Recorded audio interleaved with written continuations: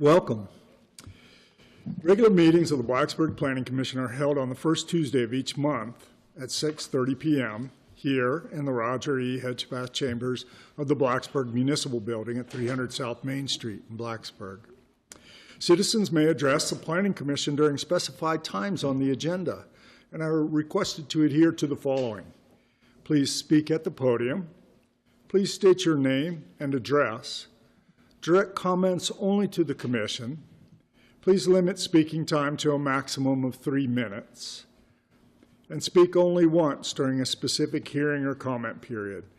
A wireless microphone is available to anyone requiring these or requesting the assistance. Please silence all cell phones, show respect for all speakers, and allow all opinions to be expressed in a tolerant atmosphere. With that, we'll call the meeting to order. May we have a roll call, please? Mr. Britt? Here. Mr. Ehrman? Mr. Ford? Here. Mr. Herbine? Here. Ms. Jones? Mr. Kassoff? Here. Ms. Reinhardt? Here. Ms. Walker? Here. And here we have a quorum. Wonderful. First item on our agenda tonight is our consent agenda, which involves 2 items. One is the approval of the Planning Commission minutes from May 7th, and the action is to approve. And the second is zoning ordinance amendment ZOA 61, an amendment to the Town of Blacksburg zoning ordinance to create a new small lot development option in the R4 low-density residential zoning district. And the action there is to cancel the June 4th public hearing and reschedule for July 2nd. Do we have a motion? I move approval of the consent agenda. Second. All those in favor? Aye. All right, we'll move on to our public hearings. Our first public hearing tonight is AFD 24-1, Ordinance 2052, which is a request to withdraw 3.036 acres from the Agricultural and Forestal District at 701 Bishop Road for Carol and Jim Berger, the property owners. And we have a staff presentation by Matthew Sampa. This is a request to withdraw 3.036 acres from the Agricultural and Forestal District at 701 Bishop Road by James and Carol Berger.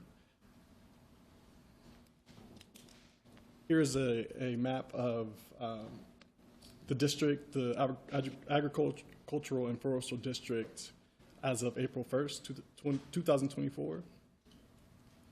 And the parcel is outlined in blue.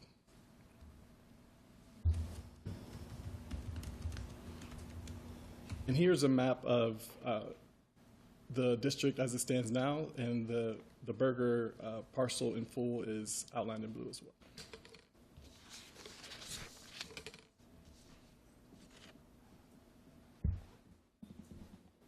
The applicant has filed a minor subdivision in May 2023. That is in for administrative review, and we are the subdivision is almost approved. We're just waiting on Mylars at the moment. The withdrawal for the land is for the development of 3 new subdivided parcels. And here's an example of the subdivision that is in for administrative review.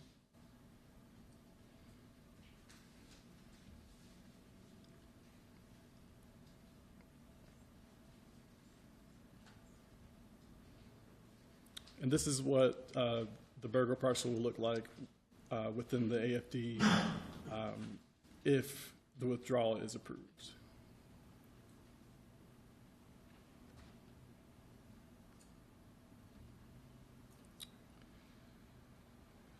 Considerations are based on Section 3-210 of the zoning ordinance.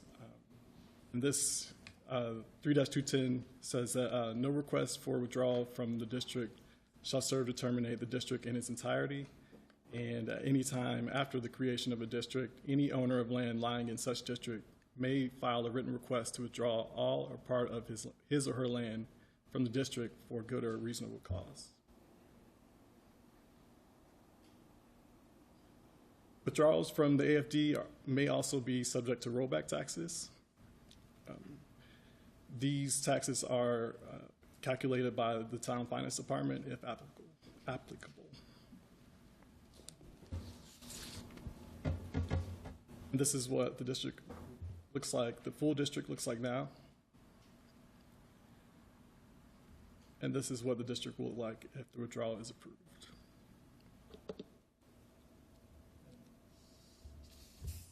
That's it for my presentation. I can take any questions. Questions for staff?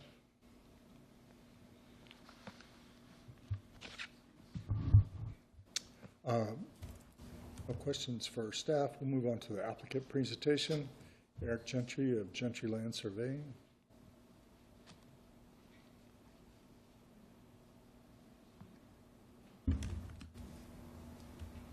Any representative for the applicant? All right. Hearing none, we'll move on to public comment. Does anyone have a comment they'd like to make on this particular public hearing? Please come forward and state your name and address. Hello, my name is Wendy Pennell. I live at 961 Colwood Drive. I live in the community off of the proposed change. I'm also HOA president. My concern is not about the 3 lots. My concern is about the 4th section of that property, in which we are unclear what they plan to do with that. So that's our big concern. It's unclear what they plan to do with that.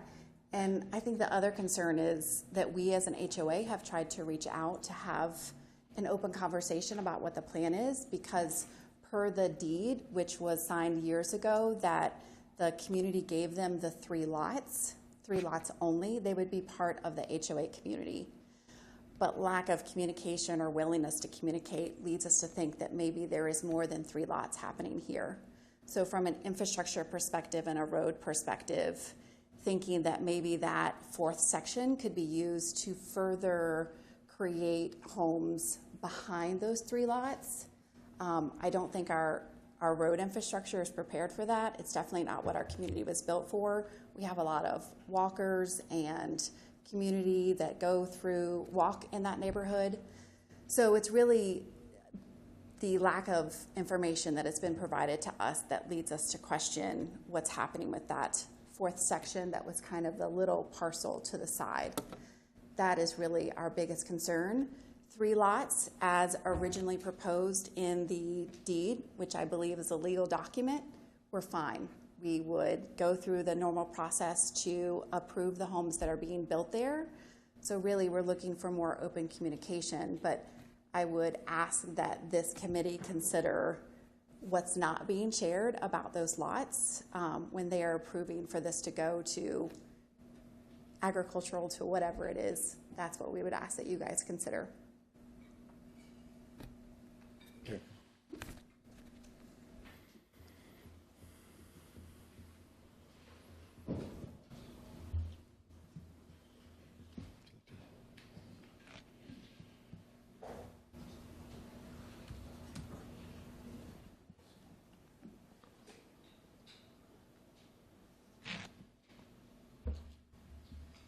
All right, good evening.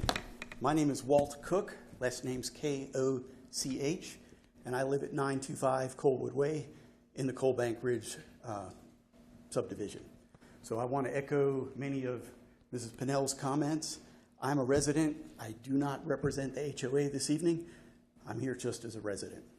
I do have a question. Would Mr. Sampa be able to bring up the plaque, the north end of the plaque? Okay, thank you. I have read the deed from 2003 that the Bergers agreed to. I have reviewed this particular proposal, and as you can see, there are 3 proposed residential lots, but what is of concern is the westernmost 40-foot, roughly, thoroughfare, which is pretty clear that it is going to be extra entrance or a secondary entrance into the planned subdivision. I don't mean to be confrontational. I have no ill will for the Burgers and their plans to subdivide and develop that land, but I do think we have an issue. We are at odds with the deed restriction currently in place with Coal Bank Ridge, the Homeowners Association, and this proposal. In my day job, I'm a systems engineer and a contracts manager, and this would be considered a defective proposal as presented. And I know that it's much easier to address these defects and flaws before they're approved. It's a whole lot more effective, more efficient, and certainly less costly. So I would ask that the commission pump the brakes and allow both parties, the HOA and the Burgers, to address the 4 lots or the 4 sections as opposed to the 3 allowed in the deed. So I appreciate your time, and I look forward to a favorable response for an opportunity to address and solve this to both parties' satisfaction and enjoyment. So thank you very much.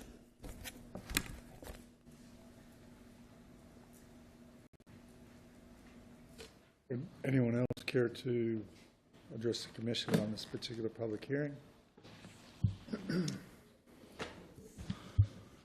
Great, hearing none. Oh, I'm sorry. I didn't meet the deadline cutoff for getting a PowerPoint submitted, so we'll go back to old-fashioned paper. I hope you can accept this, and we'll march through this. Many of these drawings here you've seen already, but having them right in front of you makes it a lot cleaner. My name is Daniel Connors. I live at 1240 Treetop Ridge Road, and I'm going to address specifically the proposed withdrawal from AFD, why it should be rejected. Withdrawals may be granted for good and reasonable causes, and in the state's FAQ, it gives examples like economic hardship. This proposal fails the good test, and the reason that it fails the good test is it has proposed 4 lots having frontage on Treetop Ridge Road. This violates the September 19, 2003 deed between Coal Bank Ridge LLC and the applicant. Grantees may create no more than 3 lots which have frontage on Treetop Ridge Road. So if you go to page 3, there's a little history here. On the left-hand side is what it looked like before that about 1 acre of land was transferred to the applicant.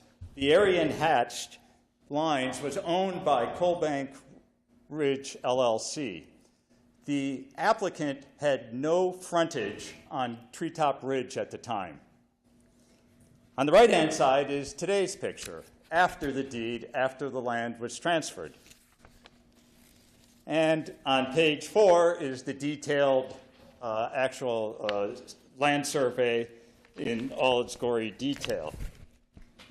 Page 5 shows the proposed Treetop Ridge subdivision, and I've labeled those properties 1, 2, 3, and 4.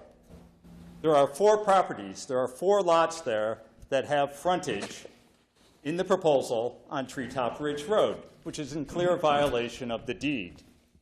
And on page 6 is a copy of what was shown earlier, a more detailed drawing of that. Page 7 shows an example of what 3 looks like. 3 properties on Treetop Ridge Road, 1, 2, and 3. There are 3 lots there that have frontage in accordance with the deed.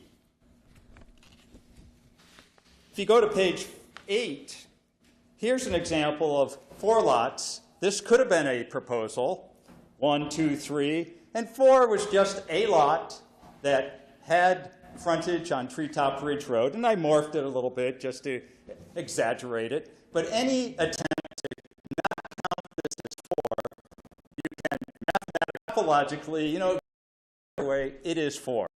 This has 4. This would be in violation of the deed. I hope everyone sees that that would be in violation of the deed. However, you go to page 9, and I align the two proposals, and they have exactly the same frontage on Treetop Ridge Road. Properties 1, 2, 3, and 4 share exactly the same distances and so forth. And so it is you cannot call 1, 2, 3 and not call that fourth little wedge 4 without getting into contradictions and illogical conclusions. So it's obvious that there are 4 lots in the proposal having frontage on Treetop Ridge Road. And therefore, this proposal fails the good aspect of good and reasonable because it is invalid.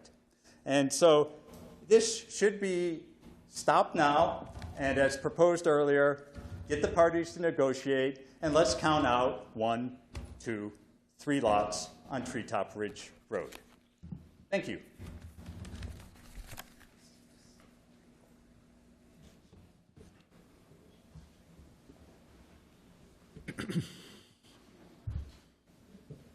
Any further public comment on this particular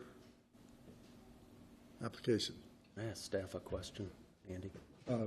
Yeah, once we drop out of, Yeah. yeah, for sure. I'd like to make a comment. I live on Colwood Way, and so I've reviewed the deed restrictions and their proposal, and to me, it's clear that their proposal is in violation of the deed restrictions that they agreed to when they purchased or were given this property. And so I think the right thing to do is to not approve it at this point, but step back, get a proposal that meets the restrictions, and then move forward. So that's all I have to say. Thanks. Thank you.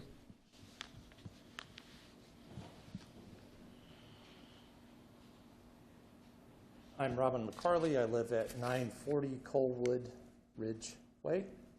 And I would like to turn to the audience and ask them, would everybody who is from Coalbank Ridge subdivision please stand up? Mr. McCarley, thank you for that demonstration, but I got to ask you, only address the commission. Thank you. So my question to you is, if you'll notice the folks who are here today from our subdivision, they have lived in this neighborhood for over 20 years with the recognition that in good faith negotiations in 2003 to actually settle a situation between the Burgers and the Limited Liability Corporation, that for a very small amount of money, the association provided that land along the frontage on Coalbank, on Treetop Ridge and Coalbank Ridge in the subdivision. And you know, our good faith was that that was negotiated according to the deed restrictions. And I concur and echo everybody's concerns about a 43.5-foot wide lot that accesses a very, very large fraction of acreage, which I could imagine would allow folks to get around having to improve a road entrance from Bishop Road. And so that's my concern here, is that we would change not only the nature of the neighborhood, but this is really and truly going in violation in the good faith of what was put into this previous legal document associated with a deed restriction. So thank you for your time and attention this afternoon and this evening. Appreciate it.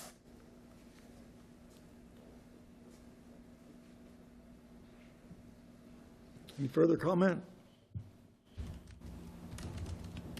Okay. Hearing none, we'll move on to motion and discussion. You wanted to ask a question? Yeah, Matthew or Collie, either one. When the submission of this particular application was put in for withdrawal, was there a request from staff for the detailed development plan that was included, or was that just submitted as part of the plan? So the subdivision was submitted, and then afterwards, the withdrawal request was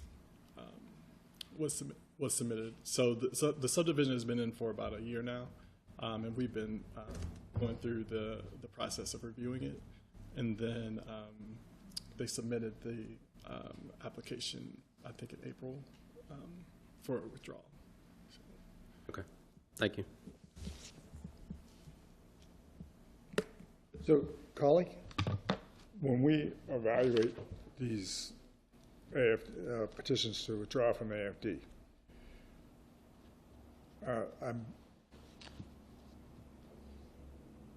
can we evaluate other salient issues associated with that? You know, I guess what I'm getting at is there's a separate legal document that's been drawn up between Coal Bank HOA and the owners.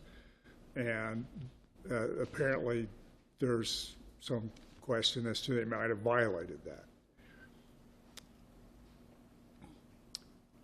How does that relate to the request to withdraw from the AFD? They can request to withdraw from the AFD for any number of reasons. Correct. They could request to withdraw from the AFD without filing any subdivision. So Correct. isn't this something that needs to be adjudicated, the issue of the subdivision and its apparent violation of the agreement that was established between the HOA and the owners? Isn't that a separate issue from the AFD withdrawal? Wouldn't that need to be adjudicated in another forum other than this? I mean, we can weigh in on whether the AFD request is appropriate. We can't weigh in, to my understanding and knowledge, as to whether or not this agreement's been violated. Correct.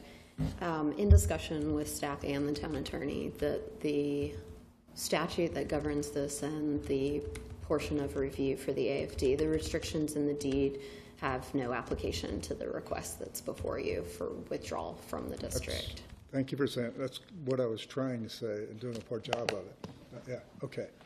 Yeah, so that's unfortunate. I mean, I feel like the homeowners and the residents of Coal Bank Hollow, you have a valid concern and a valid argument to be made. It's just we're not in a position to weigh in on that issue, that agreement, and the violation of that agreement here. We're just looking at the landowners' rights to withdraw their property from the agricultural and forestal district. That's a totally different issue. And I'm sorry you can't address this at this point.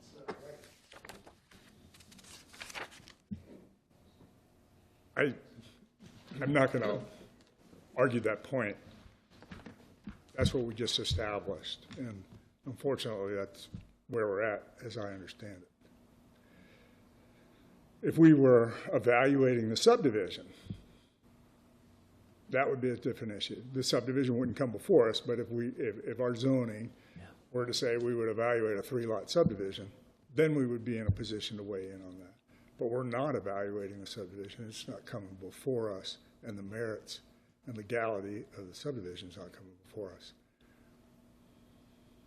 Potentially, I want to make a small clarification there on typically the way those types of legal documents function is that the town does not enforce deed restrictions in terms of HOA covenants. Okay.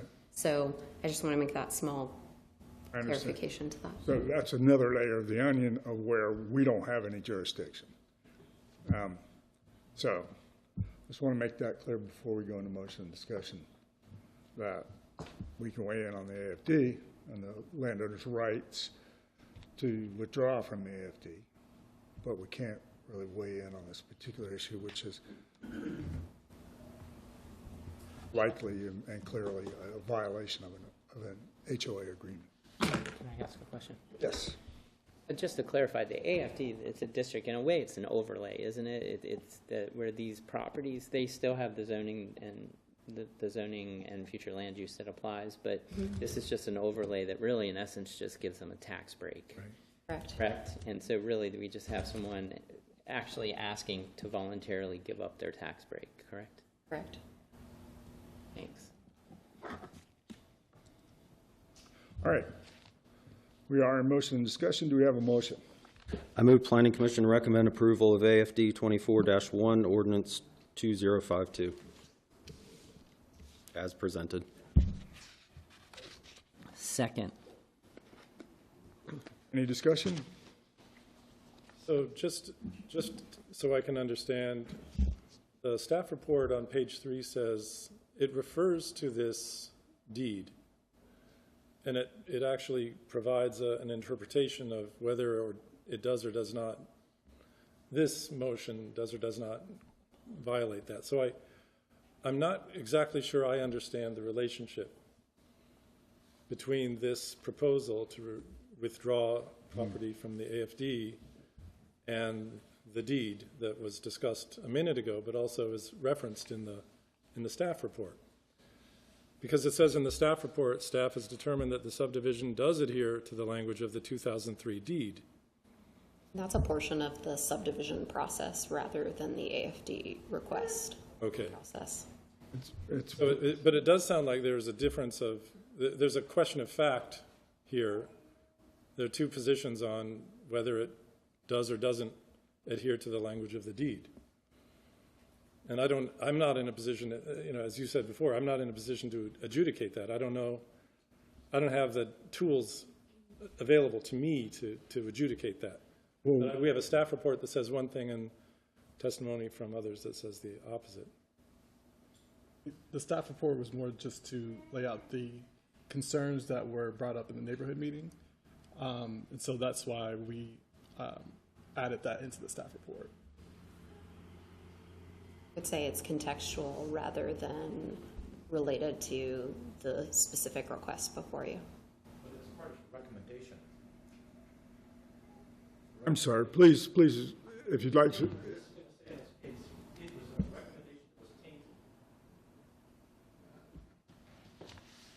Thank you. You're welcome to address the commission during public comment. We have a motion. Any discussion? I would like to address Mr. Britt's point, and I think you make a good point. It was identified in the staff report that there was a determination at staff level, because that's as far as that the evaluation of subdivision is going to be made at the staff level. That's not going to come before us. So it's just a point of information that they addressed, that staff addressed in the report. It's not relevant to the request from the landowner to withdraw from the AFD.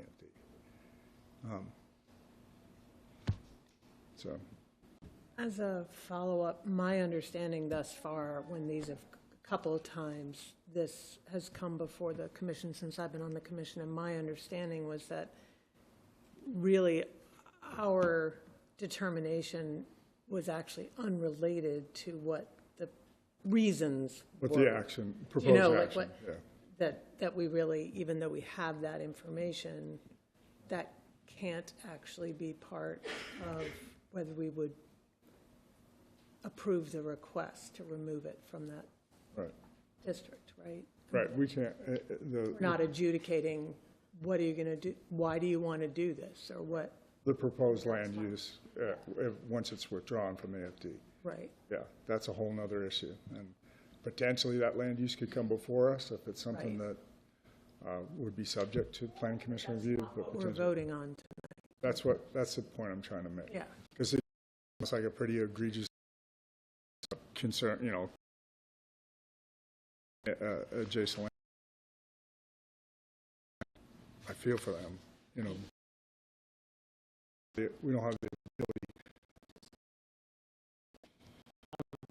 Thing comes to mind thinking of the previous ones that we've done. It seems in an ideal process, someone would own the land like this, and they would say, okay, we're gonna move out of this AFD, and then we're gonna proceed down redeveloping or developing it, right? Whether it comes in front of us or not. So that seems the logical sequence. That's what we're dealing here. And I feel like the speakers tonight think that by us saying no to the AFD, that somehow puts the brakes on the other part. But thinking back over the past couple years, we have had some AFDs. I feel like there were a couple cases where rezonings had already occurred, and after the fact, we actually then did the AFD process to move it out just as a cleanup admin thing. Is that correct? That's correct. Right. So they really aren't linked. One doesn't have to come before the other, because there's a couple times when we actually did it in reverse just because of process, right? All right, so we have a motion, discussion, anything further? All those in favor? Aye. We'll move on to our second public hearing.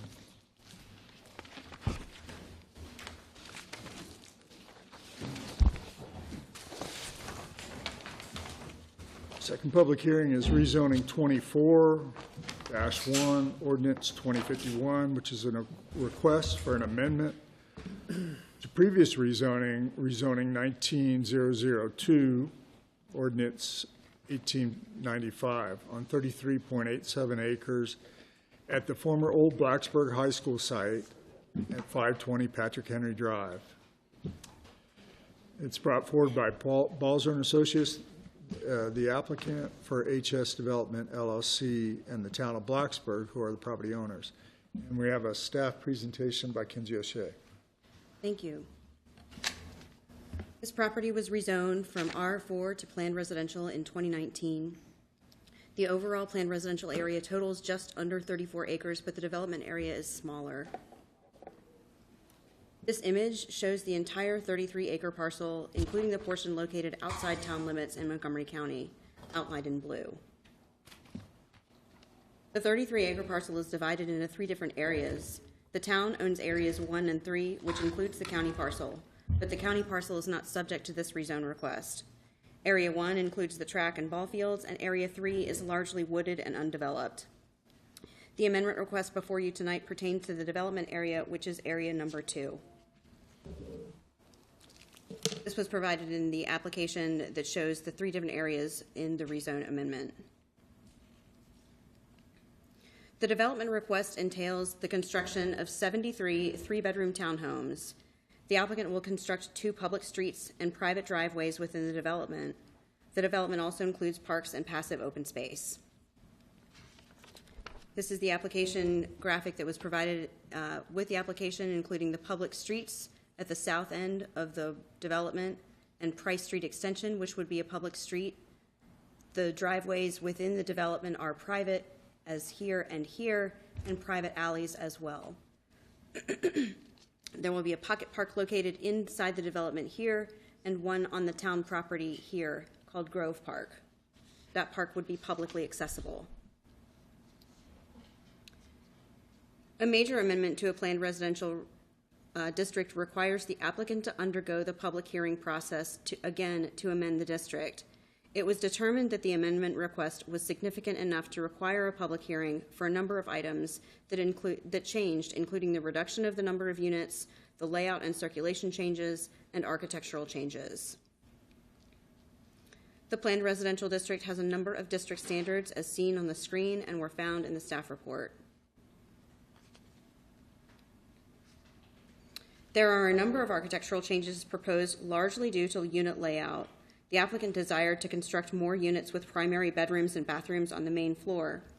The previous planned residential was a mix of 2 and 3 bedroom units. As proposed, all units are 2-story, 3-bedroom units. These are the revised architectural elevations that were provided in the application. The unit floor plans show that most units have a bonus room or attic storage areas or both. The applicant is proposing a reduced occupancy as a part of the development to mitigate potential lifestyle conflicts. There are several use and design standards that the applicant has requested modifications to. The first pertains to the number of buildings in a row. The applicant requests up to 3 buildings in a row, which is greater than the standard of no more than 2 buildings. The applicant also requests an exception to allow parking in more than 1 yard of a townhome.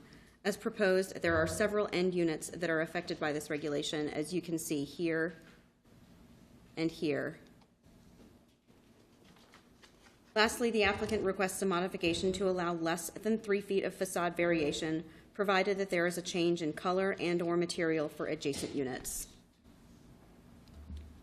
As we look at the parking request, the applicant proposes 4 spaces per unit, 2 spaces in each garage and 2 spaces in each driveway. With each unit being a 3-bedroom unit, this creates an effective parking ratio of 1.3 parking spaces per bedroom. There will also be some public parking available in the right-of-way of Price Street Extension. Both the planned residential district and townhome use and design standards require a minimum of 20% open space.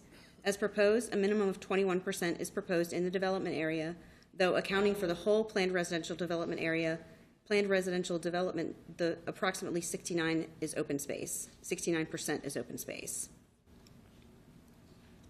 The application states the development will meet all the town standards for landscaping.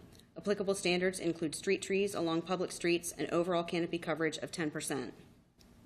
There's no buffer yard requirement for planned residential districts. Each application should be evaluated for its appropriateness with respect to any buffers or transitions.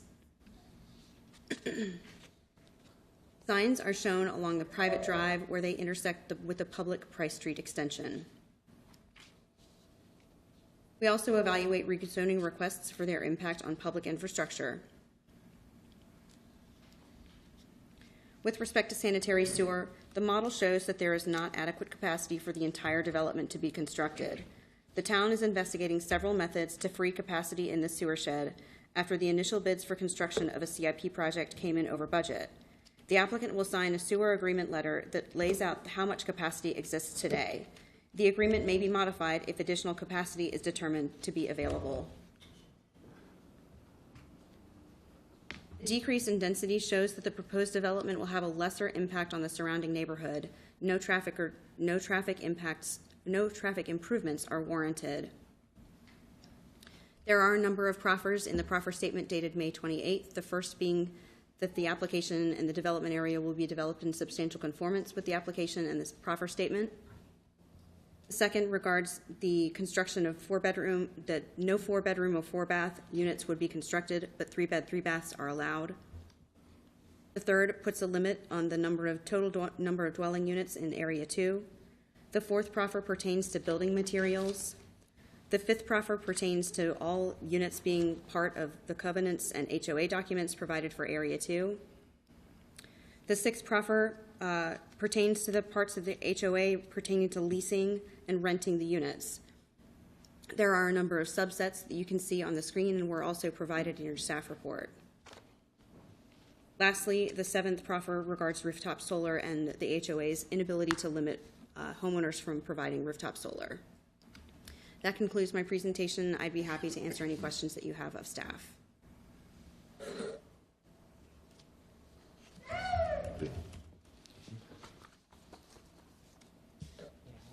Oh, yes, please do. The current existing zoning that we approved,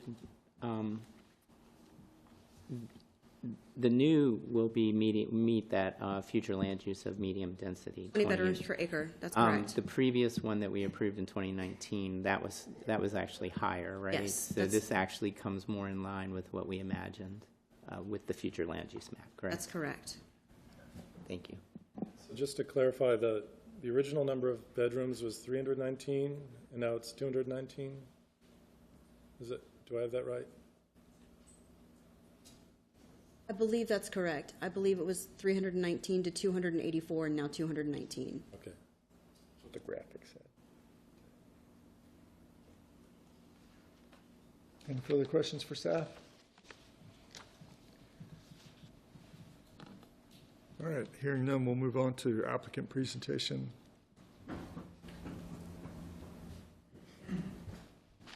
Good evening. Steve Simonis with Balzer & Associates, 80 College Street, Christiansburg. Appreciate the opportunity to speak this evening. Give a little bit of history on the project for the benefit of those that weren't at the work session and for the public.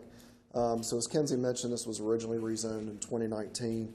One of the reasons that the project didn't move forward then as it was approved was the sewer capacity issue that we still have, but we're hoping there's some ways around that as Sean and his team on the engineering department work through some of the capacity issues. Since then, markets have changed. Obviously, financing has changed. And what the developers would really like to do on this property that kind of spurred this back in front of you all again was to provide more units that had a primary bedroom and bathroom on the main floor to hit more of a senior market, or have that master on Main that we just don't have a lot of in town. Most of the new townhomes that have been built are 2-3 bedroom units with most of the bedrooms on the upper floor. So this is a market or product type we don't have a lot of in town that's new product. So as we looked at that, the footprints of the buildings themselves had to get a little bigger.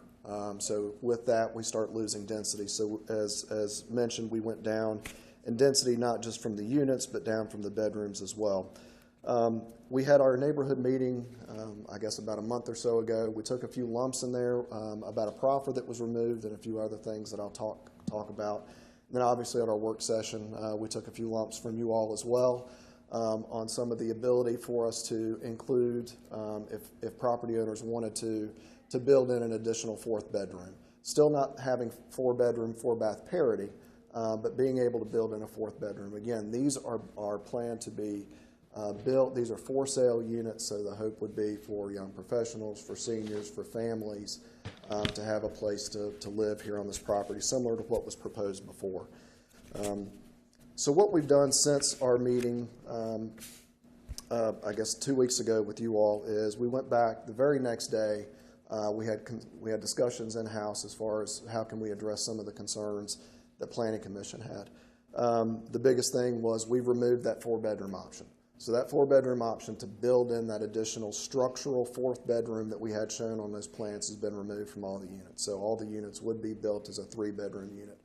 As Kenzie mentioned, I think she had it in her staff report, we still do have the bonus rooms. There were bonus rooms included in the previous project as well. Some of those units did have bonus rooms. So I know that was part of the discussion as well. Do we end up with 5 or 6 bedrooms? As Mr. Colley, I think, mentioned a time or two. But that was what we're showing now is consistent with some of the units that were approved previously. And again, I'd like to just ask Planning Commission to think about, your own homes. So if you want to attract families, you need to have some space for storage. You want to have some attic space. You want to have a place to work from home, a den. If you're a grandparent, you want to have a play area for your grandkids to come. So think about trying to squeeze everything for an entire year, your Halloween decorations, your holiday decorations into your garage with 2 cars, your bike racks that we're proffering. So this is really set up as a family type product itself. It's not a student where you've got a small living room and kitchen area and 3 bedrooms and 3 baths upstairs, and you're squeezing it into as small of a unit as you can. So these are generous units between 1,600 square feet and 2,200 square feet based on the footprint. So that was the first thing we did. We also went through, obviously, the staff comments we received from the town attorney. Want to address one of the issues that our neighbors had that was brought up during our neighborhood meeting. I mentioned this to Planning Commission, was we tried to mimic, based on our conversations with staff earlier, before we submitted the application, mimic that initial application very closely. So we showed the properties as existing the way they were existing in 2019. So that caused a little bit of confusion, I think, with our neighbors as far as we thought the town already owned this. So what Mr. Spencer had recommended is that we go back and kind of update those existing conditions to really what exists today. So the application that was revised and resubmitted had those changes in it, along with some other language clarifications the town attorney asked us to make. The other big piece that I want to bring to Planning Commission's attention is the occupancy standard. So what we had previously was a family plus 2 or no more than 3. Now that's the same occupancy standards that were approved previously. What we've done now, again, to commit to this is a family project, we've gone to an occupancy standard of a family plus 1 and no more than 2 unrelated. That's the same occupancy standard that you all will be looking at with the small lot ordinance here in about a month. So as we talked with some of the folks on staff, that was another way that hopefully we can show you all the commitment that the development team has that this is not a student project. This is truly what we're trying to build is for families, young professionals, seniors, as we've talked about. The other pieces that were brought up in the staff report, and Kenzie's touched on a few of them, by reducing our bedroom count, we've increased our parking ratio, which there was a concern about that if all those units got built out as 4 bedrooms, we'd be right at our parking number for per bedroom and not have any guest parking. So we've accommodated that. We've got the sign locations shown, as she mentioned. I believe, Mr. Herbine, you had mentioned, I think, the diagonal parking option. We did talk with staff about that. We had some back and forth. We provided them an estimate on how many parking spaces we could get on that section. So on the, sitting here talking and not showing any mapping at all, on the left side, screen left of the new Price Street extension. So I believe we could pick up maybe about 30 spaces. Does that sound right, Kenzie? I don't have that note in front of me. If we went diagonal, but that would be something the town would have to, kind of give us some direction on. It's not going to make a huge difference on our end, and I think that would be a small enough change. I don't want to speak for staff that if we move forward with an approval, that can be something we work out at site plan stage, if that makes sense. I know we have heard from the neighbors that, when there are events or sporting, things going on there, that parking is limited. So we'd be okay doing that, but we didn't want to proffer that now until staff had a full chance to really look through that and see if that was going to work. And the way that would work is that would actually be back-end diagonal. So if you were coming page, from top to bottom on the page, you'd actually pull past your space and back into it diagonally. So when you're pulling out, you can see that traffic on the driver's side coming towards you and not backing out blind into traffic. So that's very common in more, new urbanist type walkable communities where you do have some of that diagonal back-end parking. A few other notes. Mr. Colley brought up a question about fences and patios. So the patios were shown on our last plan, just not well documented, not well labeled. So they're shown labeled on the site plans and the architecturals now. We will not have fences in those backyards, so those open spaces in between our townhome units would feel like common open space in backyards. The corridor committee had several suggestions during our meeting with them. One was a sidewalk extension on the very south side of our lower road that connects into Patrick Henry. That would take the sidewalk all the way down to Patrick Henry. We have that shown now. We have a new crosswalk shown. So we did make those couple changes based on the corridor committee. And the biggest thing I want for the neighbors, I'm sure they've had a chance to read through the updated application. But the biggest thing we heard from them during our meeting was the removal of the proffer that kind of put some rental restrictions in place to encourage, long-term owner occupancy. After that meeting, so I think you all saw this, we had actually made this change after our neighborhood meeting and resubmitted it back to staff before our work session meeting. That proffer is back in, with the exception of the 23 years old age restriction. That is not in there because since, as I mentioned at our meeting, since 2019, we've received legal opinion that having a minimum age restriction wouldn't fall to our benefit on the legal side of things if that was challenged. So everything else, word for word, from that original proffer statement from 2019 is included in that now, minus that 23 years old section. And I think Kenzie went over everything great as normal. So I hope that answers a lot of the questions that Planning Commission had. And I'm sure we'll have some neighbors that we're happy to hear from. But I will say, and I mentioned this at our last meeting as well, and I'll sit down. The neighbors did seem, I don't want to speak for them, they're here, they'll speak tonight, but they did seem more favorable towards the project as a whole because of the fact we've reduced density. We've pulled some of these units further away from the perimeter of the property to give a little bit more buffer from the Elliott Drive subdivision especially, and kind of pulled things back away from the Grove Avenue. We have the park, as Kenzie mentioned as well, back there that would now be a public park as opposed to Central Park or whatever it was called in the last application in 2019 that would just be open to the citizens or the residents of the project itself. So we feel like there's a lot of good pieces to this, and hopefully the changes we've made over the last week help satisfy some of the concerns the Planning Commission has. I'd be happy to answer any of your all's questions if you have any. Questions for Steve? Steve. sir. First, I appreciate the change for the occupancy. That goes a long way towards, combined with the reduction in the bedrooms. That's good physical and institutional controls. During the work session, you all stated that you had considered a 55 and older development, but that you felt that the market couldn't absorb that over the time frame. So kind of a question I have for you, help me work through this. You say you guys have legal counsel that says 23 and under is not defensible. How is a 54 and under defensible? 54 and under. Yeah, if you were willing to consider a 55 and older community, another way of phrasing that is no one under 54, and you are okay with that. But when you're talking about excluding 23 and under, suddenly there's some legal opinions about that. So I'm trying to understand. It seems like it's the same thing. May I speak to that, Jerry? I'm sorry for Yeah, sharing. sorry, we saw him coming, Steve. 55 and older is a protected class under FHA. So the elderly community is allowed to have certain restrictions for that, but everything under,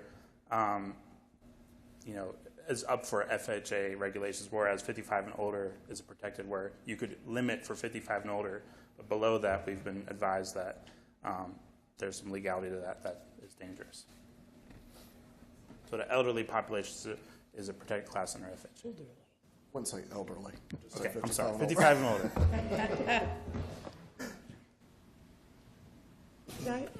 Quick question, in changing from 4-bedroom to 3, we only have the current iteration here. Can you just quickly share did that mean changes in the square footage of what had been 4-bedroom to 3? It would have, yeah. So let me scroll through that. So these are the current ones.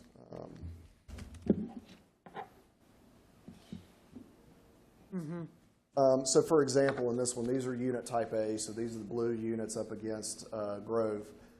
So in the upper right-hand corner of the second drawing, previously we had that area, which is now loft, could have been expanded and actually built out during construction as a 4th bedroom. So that would have added square footage. So we would have had, in the previous iteration, we would have had 2 floor plans. We would have had Unit A on the left and had Unit A with the 4th bedroom option that had the different square footages. So the square footage now vaulted ceiling. Right, right, correct. Without the option for. Correct, yes, ma'am. And then the change from in Unit A's, which were the ones I think that had the 4-bedroom. They all had the option to go 4-bedroom. And so is it also Except a for one change unit. that what is now marked loft? That was always there. That was just like that. That was just like that. The only change is that vaulted. Yes, ma'am. Yep. So I think the only ones that we didn't have the 4th bedroom option on were Unit D's, which are the skinny units on the end there. So those are the pink ones in the middle that face the ball fields. So those were always set up as kind of a 3-story look. It's a 2-story building, but it's got a higher roof pitch on it to kind of give it a different look than the units on the end. But that is 3 bedrooms on the upstairs. So those are the only units in the project that don't have a master bedroom on the main level. But that did not have that 4th bedroom option on those. So the footprint. Footprint Unit A did not change. did not change. It was just the future square footage that you could put in on that 2nd floor. Yes, ma'am. Thank you. Did the price point come down slightly because of removing the 4s? It would. I mean, we haven't run a new price calculation on that, but obviously you'd have additional costs built in if you're having to build that structure as part of the original build. I haven't asked my question yet, so hold on to that. So first, thank you for all of the changes and modifications. That was really fantastic. That's a good progress from work session to public hearing. But then for that, this seems like a project that would be ripe for an energy efficiency commitment. So I'm still a little surprised that there's not one in there. Is there a reason for that? Took my question. There wasn't, and Ian can speak to it as well. We did not put one in this one right now. We've got new building codes that have just come into effect this year. Everything, as we've talked about before, those building codes are getting more stringent and pushing further and towards the energy code. The only thing that we've landed on recently in most of the rezonings is that HERS rating that we've talked about. At this point, we just weren't committing to our HERS rating on this one. We know where things are kind of landing right now, which is above, or I always get confused, above or below, better, than building code, the way most of our builders, and the way these would be, especially in Blacksburg, where we're building with better and hardier building materials. But we don't have a HERS rating we've proffered on this one. Yeah, I think that would look really good in the final iteration, for sure. Yeah, I was disappointed not to see any movement on that, as well as any changes to some of the materiality. I mean, you list a lot of different things, but only 25% masonry and vinyl's in there. So I have a fear that these will be 75% vinyl and 25% masonry or something else. So I'm really that concerned. And I'm still concerned about the number of bonus rooms that just changed name from bedrooms to bonus rooms, it seems. So. Well, no, the only thing that changed on that, Mr. Colley, everything that was shown as loft or bonus room before is still shown that way. The only ones that did change is we had some of the units, I believe they were units B. There was a bedroom on the main floor, a second bedroom on the main floor, and that's been removed. So that was the That had been changed to office, right? To an office, yep. But other than the name change, it's still the same footprint. Same size, yeah. But we took the closet out, yeah. It could be reverted back to that. Well, not as proffered units. We can't put that fourth bedroom back in. The there. owner could do that after the fact. Well, yeah. Right? Yeah. Anybody could in any project. Well, in any and house in town. that's kind of the point, is that if they can, they will, right? Or especially if they're rental units. In all likelihood, you can't guarantee that. I understand, right. But at the same time, the opportunity is presented. Which is the same as the opportunity that was there in the approval previously. That said, I do appreciate the family plus one and the no more than two related. I think that is a positive change. Well, I think with that, and then the occupancy, not the occupancy standards, but the proffer we added back in there. I mean, that puts a lot more teeth into the HOA and gives a little bit more of that, that we talked about. How does some of this stuff get, how does somebody oversee this? Who's the occupancy police on site? So I think with the proffers that we have in there now and the reduction in the occupancy, limitations, that'll give a little bit more teeth to the HOA and the owners that are there on site. Just one last question. Can you put up the color map of the development? Just, I think any of them would probably do.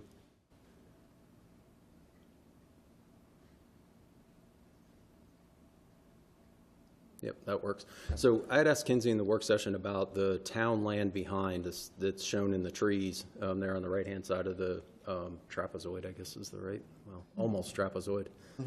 Mm-hmm. And how, eventually, if there was another park, there's a park that's part of the development and another park, how you would envision this development would allow access to that area in the future? Do you think it would be the Grove extension that would get to that, or is there something at the bottom? So there's a couple different ways that the public, anybody, not just this neighborhood, but anybody around can get back to what we're calling Grove Park. So we'd have a 10-foot multi-use trail that goes down the Grove Avenue, Paper Street, at the north end of the blue lots. Thank you, Kinsey. So that would be built to town standards and town right-of-way, so that's certainly public. We've got a nature trail that kind of wraps around counterclockwise right there where Kinsey's mouse is going. So that was one thing we talked about early, not wanting to pave that area, keep it natural, but have a walking path through there. We've got sidewalks through the development, obviously, for the residents themselves. The road extension, that section of road is private, so we wouldn't see a public road being extended through there. So yeah, the access to that park would be from a pedestrian bike perspective. And again, from the conversations, I think maybe we talked about this in work session, You know, obviously we've got the park right there. We've got the rec center, the aquatic center across the street. So it is a different feeling park, certainly. But as far as what the town would want to do, on the back side of that property, that was one of the suggestions that the town attorney had, was to kind of adjust a little bit of the language in the application as far as making sure it was clear that that would have to happen. You know, anything that would change back there would have to happen through a separate action, you know, on the town's part.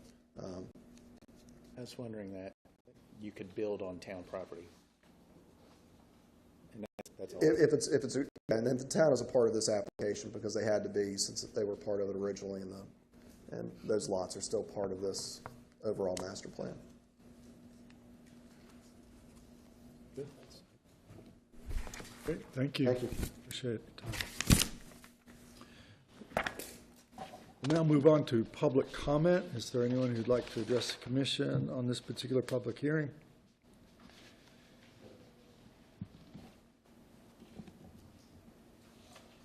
Jim Hardell, 233 Price Street. I'm concerned about the roads. At the present time, Price Street is offset by the road that comes out of the old high school. Enough that what you could do is block the one coming out from the high school, and then force it to turn left. And that would eliminate any problem as far as Price Street. Price Street just is offset, could end instead of what they're trying to do. The biggest problem is on Grove. Grove is used totally parked almost all of the time on the one side for the use of the track and the softball field. And if you've ever been there, you realize that these kids get out of the car very quickly into the road. So it's going to be a real hazard. So if you're going to have people coming from that complex out onto Grove Street, you need to get all that parking off of Grove Street. Needs to be.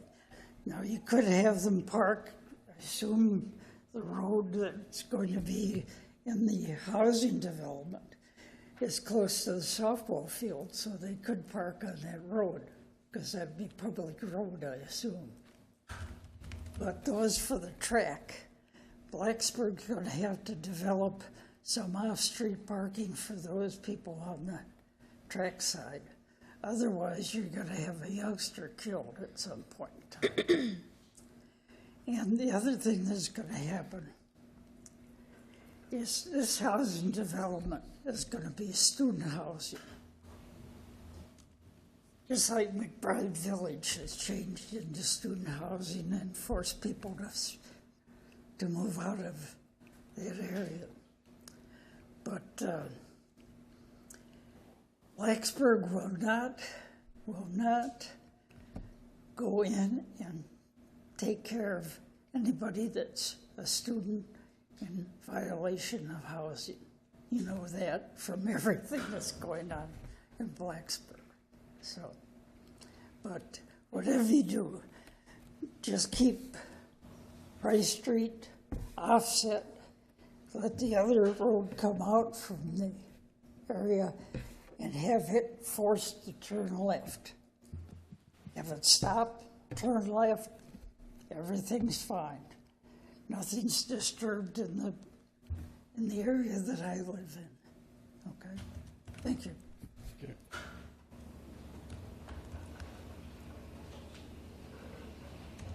Good evening. My name is Ellen Broughton. I live on 702 York Drive, and I've lived there for the last 25 years.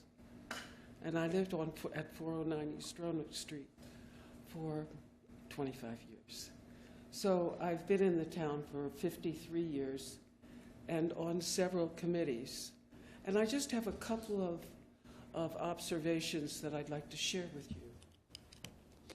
In my understanding, over the last decades, we've always thought that Main Street was a division between rental properties, and homes. So when you look at that area, you see that all of the development, rental development goes straight out Patrick Henry. But if you come across Main Street, you start to see neighborhoods. So here's my observation. Are you building a neighborhood, or is this another molestation of those neighborhoods that have been in this town for years and years? I live in a beautiful home at 702 York Drive. When we had the high school in session, the traffic down our street was ridiculous. Our street is very strange because it's right off of Patrick Henry. You can enter it, but you cannot exit it because there's not 50 yards of seeing. So you can't exit York into Patrick Henry. However, think about that project. Think about the fact that the 73 townhouses, they have, I think I heard, 4 possible parking spaces. If we want to multiply that, do you really think they're going to go out to Main Street to get to the university? No. No. They're going to take a left, they're going to go down to Harding, and they're going to hit the town. So how do we handle all of that traffic that all of a sudden impedes our neighborhood? How do we handle that? Do we put no entry? Do we have a stop sign? How do we deal with that? Or do we just say, oh, it's going to be a great property? No, guys, it's not. It's in the wrong place. However, you also have to credit these guys for making some changes. And those changes were made because of the number of people that are right behind me now that are concerned, very concerned. Go down Patrick Henry, cross Main Street, and go to Baby Krog. And you go around the corner and you see developments that look like gulags. I'm ashamed of it. That's all I have to say.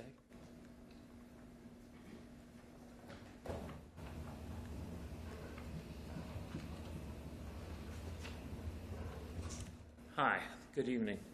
My name's Joe Trice, and I live at 805 Patrick Henry. I do appreciate Balzer and Associates. They're great company. My concerns, and if you could show me the next to the last slide that you had up here. Affidavit that purchaser is not buying for investment or rental purposes, but yet it goes number 2, standard rental lease is required. Didn't quite understand that. So that's a question I had. And then maybe Balzer and Associates can help me out on this one too, but I'm addressing you. I know that in my area, last time we met, in I guess it was 2019 when we had the meeting, they said that the sewer capacity was up to 95 to 97% in our area. My concern is, if the sewer capacity is up that high, how much is it going to add with these 79 homes with how many bedrooms, 200 and some? And then if we have to add more sewer lines, how long will that take? And will you allow the project to go ahead before the sewer system is complete?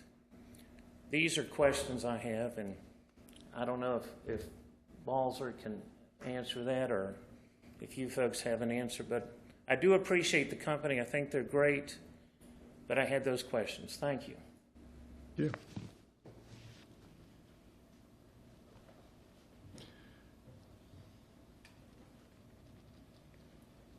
Hi, Miriam Parcher. I live at 306 Patrick Henry Drive, and I recognize that the PRD that's currently in place still exists and that development on this property can happen irrespective of these changes. So arguing over things like the street and the capacity, it already is approved by the town. So I really appreciate the changes that have been made in this, and I think that this is a vast improvement. in what was already agreed to in 2019. It's less people, it's less buildings. I think overall is really good. And I do think that the design of the roads inside the development are better than what was in the original design as well.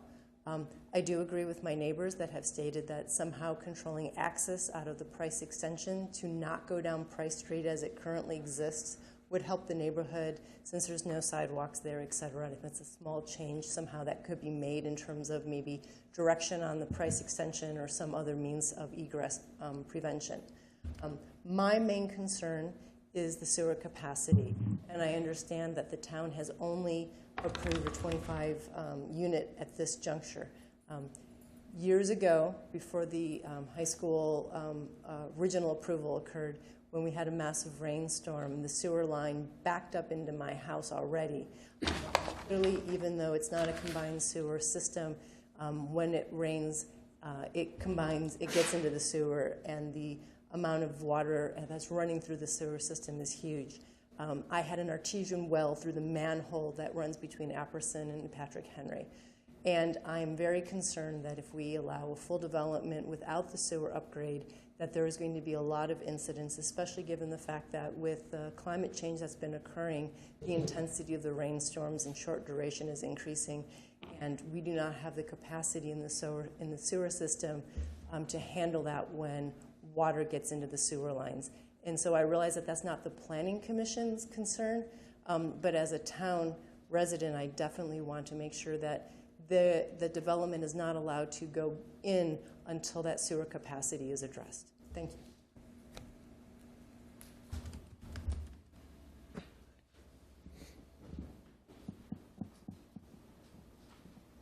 Patrice Hart Schubert, 906 Elliott Drive.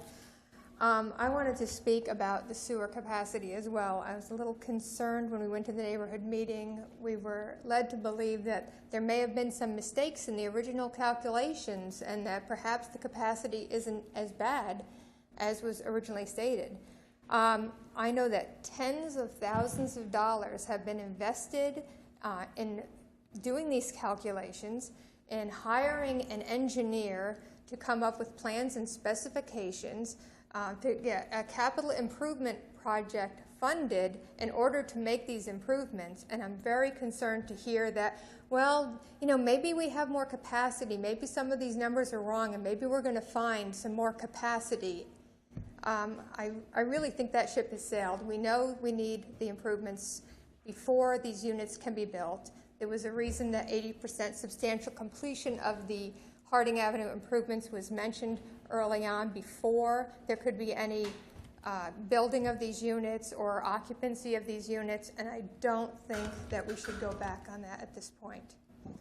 That being said, I also recognize that we are now 5 years later at a density that we had talked about 5 years ago, and if only we didn't have to, redo all this again. I think we'd be in a different place right now. Maybe those improvements would have been done, and maybe this project would have been moving forward in a way it should have been moved forward 5 years ago and not approved at the density it was. But I really hope that we do not ignore the fact that we have a sewer capacity issue here, and no change in calculations is going to change that.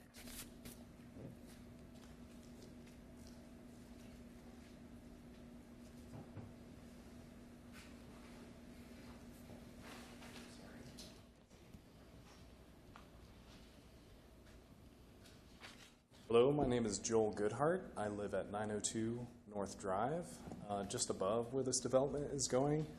One of the ideas that I wanted to pitch to the corridor committee but didn't quite get a chance to before they were talking about this development would be a contraflow lane when you get to the top of the development. So cars would just be coming out and kind of exiting towards Grove, but it would eliminate cars coming back down through Price Street, because you wouldn't be able to enter the development that way, so that would encourage them to follow down Patrick Henry and use that main entrance. That would have been the main entrance for the high school.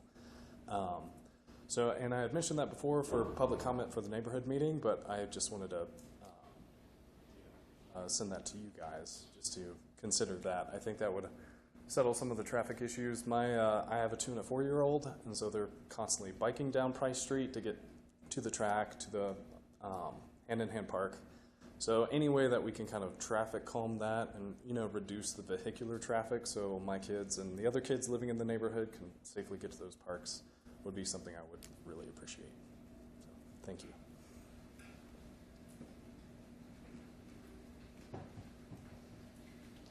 Good evening. I'm Andrea Dietrich, and I live at 713 York Drive, and I'm a civil engineer. And I'm probably going to repeat many of the things that my neighbors said, but, I do like that the developers are trying to work with the community and have a smaller footprint on the property. But as was mentioned, there are these potential bonus rooms that would make them all 4-bedroom housing units, and they do have 4 parking spaces built in there. They said they had 1.3 spaces per unit, so it does seem that there's a likelihood that they would be 4-bedroom units. I too am concerned about the sewers, and as was not mentioned a month ago, they're only allowed at current capacity of the sewer system to build 25 units. And I do think that, maybe the decision tonight should be just to build those 25 units until there's capacity, because sewer backups are bad news. They're just, they're bad news for the community. They're bad news for the children who live downstream or who are attending, Harding Ave Elementary, which is downstream. And there's always, severe flooding across from Harding Ave at the Owens Park there. That's there's no building there because it's a flood zone, but it floods a lot. I do think that, once this is built, there's going to be more impervious surface, so there's going to be more runoff, and that's also a problem on Harding Ave and sometimes on Patrick Henry Ave.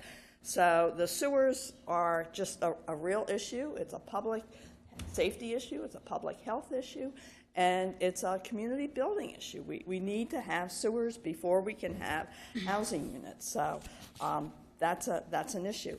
I, too, want to say something about the traffic. There was a traffic study done a few years ago. It was done in late winter, and there's not a lot of traffic in late winter in that neighborhood.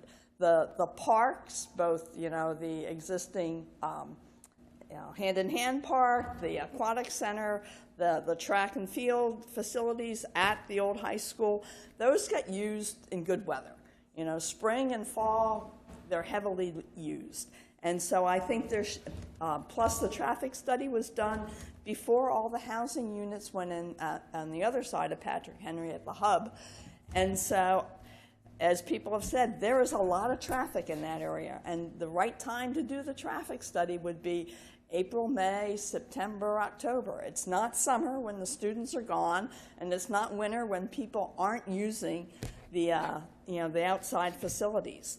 Another concern, Patrick Henry does connect to York, and York connects to Cork, and Cork connects to Harding, and so that as a cut-through is a severe consideration for the families that live on those streets. There's children, and there's older people who aren't so fast at getting out of the street. So I do think you have to look at the whole package of where these cars are going to go on Price Street, on Grove Street, on Patrick Henry. One suggestion before was that, the main exit from the new subdivision be onto Patrick Henry would be a right turn only. They couldn't go across Patrick Henry and interrupt traffic. I think that's something that should be considered. Restricting traffic on York Drive should be considered. I think it's both for the people who live there, but the future people who live there. You need to consider traffic, and you need to consider safety. Those are my comments. Thank you.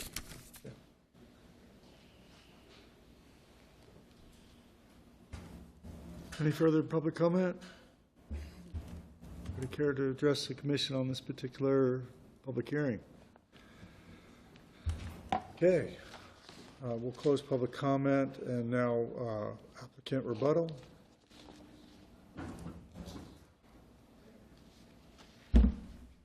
Just a few notes, Mr. Chair. Regarding the traffic, Kenzie mentioned this in the application. We've got it spelled out in our staff report. Obviously, the traffic report that was done with the first application, that was vetted through the town as far as what intersections to look at, the time of year, all the other scoping pieces that we do with every traffic study we do. When we went back for this application, we knew we were reducing density a great deal. I mean, that's a 25% unit density reduction, and now we're at 32, 33% less bedrooms.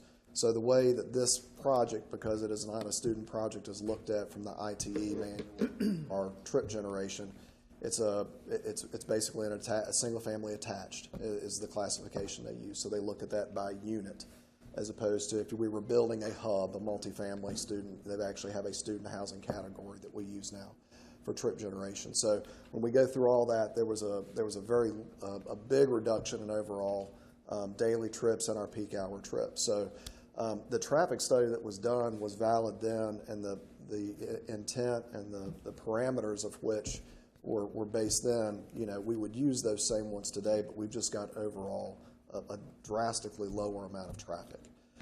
So all these things, I'm not discrediting anything our neighbors are saying there, but those are a lot of what was looked at in that previous traffic study, and we just have less. We're just going to be producing less traffic now.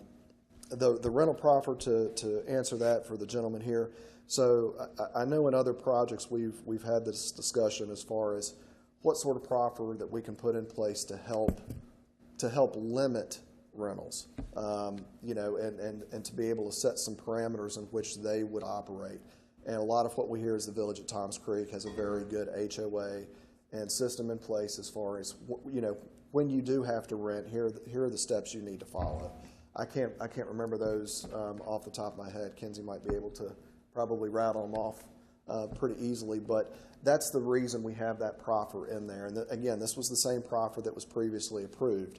You know, the first one is in there is there to dissuade, you know, people from just saying we're going to go buy this for our kid or as a rental, you know, as an investment property. But if you have a professor in there that's getting relocated, moving to a different school, they can't sell their unit. They have that ability to rent it within those parameters that are set up through the HOA. So that's why it's kind of phrased in the proper statement the way it is. The sewer capacity.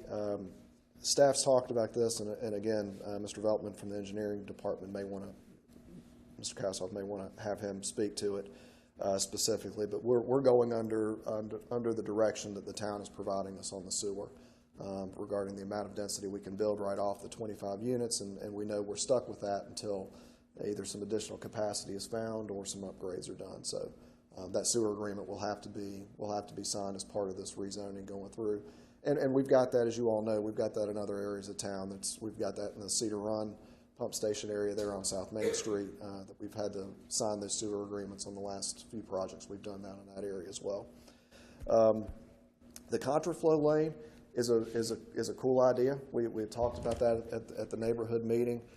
We kind of put that back to staff to say it's okay with us. What that does change is that traffic study I just said that was done. That changes how that traffic study and where those people come in and out. So that would put a different spin on every one of those intersections, you know, based on the traffic that's coming in and out. If you're basically limiting that traffic on Price Street and Grove right through there. So it's not a bad idea, but it does change some of the assumptions and the studies that were done previously. And the last piece I just wanted to touch on was the runoff. I didn't mention this during the presentation, I apologize, but with this new layout, which is different than the previous one that was approved, we actually have less impervious area in this design than was existing when the high school was there, and less than what was originally approved. So based on that, we're going to be reducing the amount of stormwater runoff that's coming off that project, just with the layout itself. So we should be helping the stormwater situation once the project's built out. I'd be happy to answer any other questions. Questions for Steve?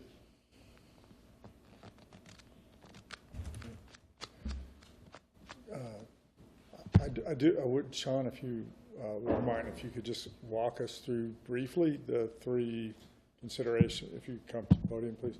And just walk us through briefly the three considerations. We're quite aware of the issues with the sewer, and I've met with, some of the owners out there and talked about the overflows that have occurred. So we know there are issues. The 25 units that we've talked about granting is equivalent to the flow that was displaced by the high school moving over to Price's Fork Road. So we're displacing flow. The idea of the 25 units is to allow that flow to be replaced. There are problems, certainly there. We've looked at, we had a project for $12.5 million to fix it. And I've looked back at the model, and I know that the model, would indicate that we can fix the problem with that $12.5 million. We are value engineering, parts of that, project to look at ways to implement it in parts so that we can fix the issues right up there at Patrick Henry Drive right away, or in the next year or so. But it's going to be a time, project to do that. We're going to take, probably a year or two before we're going to be able to make, essential improvements to be able to address some of these issues. And in that time, we're agreeing to enter into a sewer agreement that would not allow additional development units to be built. So we're trying to address that. I do agree with the comment that, recalibration of the model, which is something that we looked at, could show that we have capacity. I know that in that particular section up there that we have some really log jams in the sewer system just down below Patrick Henry Drive that are going to make it difficult for the model recalibration to address that. We're going to have to make physical improvements to abate some of those problems. One of the things that we're looking at, we have $1.25 million, budgeted right now that we're working on for an I&I abatement project. We're going to target a lot of the areas up in Apperson, which are, as Andrea pointed out, there's a lot of, extraneous flow coming in from there. You look at, the proposed 25 units that we're talking about amounts to about 4,250 gallons per day of base sewage flow. And it would be coming from brand new sewers, PVC pipes that are built to modern standards, that are leak-free. The problem that we have, if you look at the, the flow that's coming down from Apperson, which, comes into Patrick Henry Drive just, to the east of, or to the south of the old Blacksburg High School, we're running, when we have that, that 4 inches of rain that was discussed, we have 1,500,000 gallons a day of flow coming down through that, and it's not base flow from residential units. It's infiltration and inflow that's getting into the system because the pipes in that area were built in the 60s and the 70s, so they're 50, 60 years old. They're built out of terracotta, clay pipes, so they have joints at, 4-foot intervals. They have brick manholes that are leaky and defective. So we have, plans to tackle it, not only by replacing the infrastructure in the sewers pretty much all the way from Patrick Henry Drive and a part of it on Patrick Henry Drive to specifically address the problems that, we've heard about at 306 Patrick Henry Drive, where the town actually paid, a considerable amount of money to reimburse the homeowner for the damages that occurred from that overflow. But, that was an unusual, rather rare event, but we know that there are significant issues there. But we're planning to put in, new pipe all the way from Patrick Henry Drive, basically down, to past the old the Blacksburg Elementary School to Progress Street. We're already working. We're investing, $2 million in the lower part, going through Squires parking lot right now to address the lower part of the Harding Avenue sewer shed. And we know it's a project that's going to require renewal. But I'm pretty comfortable that the 25 unit threshold that we've set, is a reasonable threshold for, the development to proceed. And, on the timetable that they might be proceeding, we'll have implemented some of these improvements for I&I abatement. And we'll know that we have or have not created the capacity that's necessary to grant additional units. And we'll evaluate, exactly how many units. That'll be all part of a sewer agreement. The same way we did it with Sheets. We have a sewer agreement with Sheets because, they tied into the Cedar Run sewer shed, which we also, had capacity issues at. So they were required to put in a storage tank, and, we are monitoring that tank with our Telog system. We can shut off their flow if we're having a high rainfall event, so they're not contributing to any potential overflow downstream. So we have mechanisms, via a sewer agreement to kind of address this. And, we're not walking away from, the task of trying to address the issues in the Harding sewer shed. We really have, definitive plans. And as I think I mentioned at the work session, I mean, we'll be doing, we'll be resubmitting a CIP to implement some of the improvements that have been in those design plans that were completed in targeting the upper sections of the sewer shed. So up near, Patrick Henry Drive and down, to the area where Apartment Heights is, where we're putting, it's an area where there's a lot less road construction, there's a lot less utilities, so we'll get a lot more sewer in for the money that we have to expend. And based on the modeling and the modeling evaluation I've done, it's going to have a big impact on addressing the overflow issues that we're seeing way up in the sewer shed. So yeah, that's great. So, but the bottom line here is they can build 25 units only, right, until the issues with the sewer are addressed. Yes. Capacity is increased. Okay, thank you. Andy, can I ask Steve one more point of clarification? Yeah, Steve, do you mind coming back up? Steve, I just wanted to, the talk of the traffic flow, et cetera, led me, I had earlier wanted to ask, what is the thinking in more parking spaces per bedroom in this new plan? Why did that not, it's 1.3 per bedroom? Yeah, it's just, we have a 2-car driveway. We have a double car garage in each of the units, and we've got it's just the driveway. So it's unchanged, it's unchanged, but it's right. the ratio. It's the ratio that changed. Yeah, we didn't add additional space to pick up another car. We had 2 in the garage. Unfortunate it couldn't be reduced. Right. Somehow. Right. Okay. So, I mean, we've got short setbacks on these, so we're not too far off the road. You've got enough room to basically get your car off so the tail end's not hanging into the sidewalks. But you don't have a real long driveway to easily make that taper and get in and out of a garage. So that's what it is. Sort of the same as the fact that the footprint of the units hasn't really changed. Part of me is like, what are the things that dissuade occupancy violations, right? And I believe, Kenzie, maybe correct me if I'm wrong, I think in the previous one, they had 2-car garages in each of those units. And I think they had four spaces. The driveway as well, yes. Yeah. So, same as what we had before. Yeah. Thank you. Thank you. Anything more for the applicant? Can we move on to motion and discussion? Do we have a motion? I move Planning Commission recommend approval of rezoning 24-1 ordinance 2051 with the May 28 proffer statement as presented, as well as the exceptions that were requested.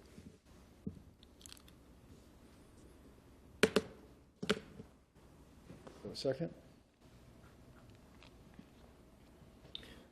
Second. A motion and a second. Any discussion?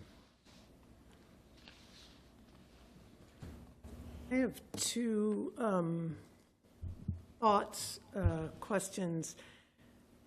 To me, in the course of the conversation, the issue of the traffic flow and the possible remediations, or looking at that again, feels like that could be a really wise thing to do. And connected to that, I mean, Steve made the point, understandably, that if we were to go down that road, then the traffic study would need to be addressed because it would be looking at different flow. I am taken by the fact that the timing of the study, there's the seasonal issue, which I think is real, but there's also, the way I understand it, is that the traffic study has not been repeated since the hub opened. That's correct.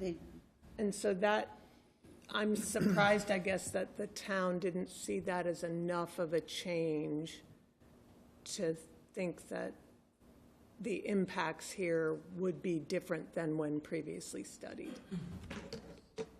It was the thought that since the numbers were decreasing so significantly that...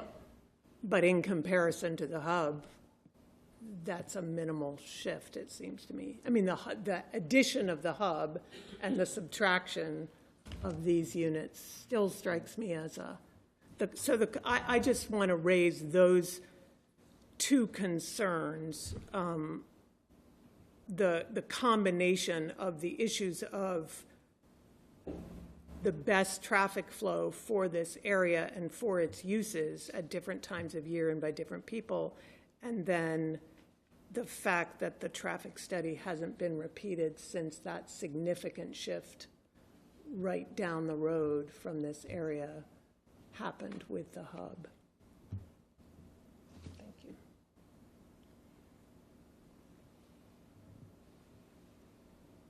Any further discussion? Well, I just wanted to say that I appreciate the applicant's radical changes from our work session 2 weeks ago. Yeah. You know, they had adjusted things compared to the neighborhood meeting, so they had already thrown back in a lot of those HOA protections that existed at the behest of our citizens. To me, the big deal is the reduction in the occupancy. That's, you know, part of what we're imagining going forward with this small lot subdivision to provide housing for the parts of our community other than undergraduate students, and removing the units. So I think as this were to move to the next level, some of the concerns, the lack of environmental, any sort of sustainability things is definitely, I have a feeling that that's going to catch the attention of some others besides my esteemed colleagues up here. So because of the changes, I'm going to support it tonight, but I still think that it could get a little bit better. Can I respond? Or that's very helpful, and I think it actually, I guess really my comment was really an implied question, which is, might these questions about traffic flow and the traffic study be part of what also could get considered further down the road? I'm not asking you to promise me that that will happen. I'm just saying, procedurally speaking, those are not closed doors, right? Okay. Oh, and I just wanted to add one thing from a personal standpoint, having had a 31-year career in environmental and dealing with sewer systems and overflows, it really amazed me tonight to hear how many people came out and spoke because of the concerns of the sewer system.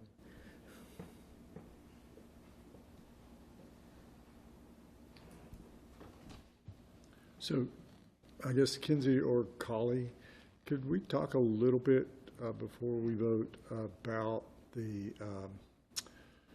what can be addressed with regard to the traffic for this application? We know what the existing PRD is in place, and potential impacts associated with that are what they are. But really, the applicant can really only address traffic flow within the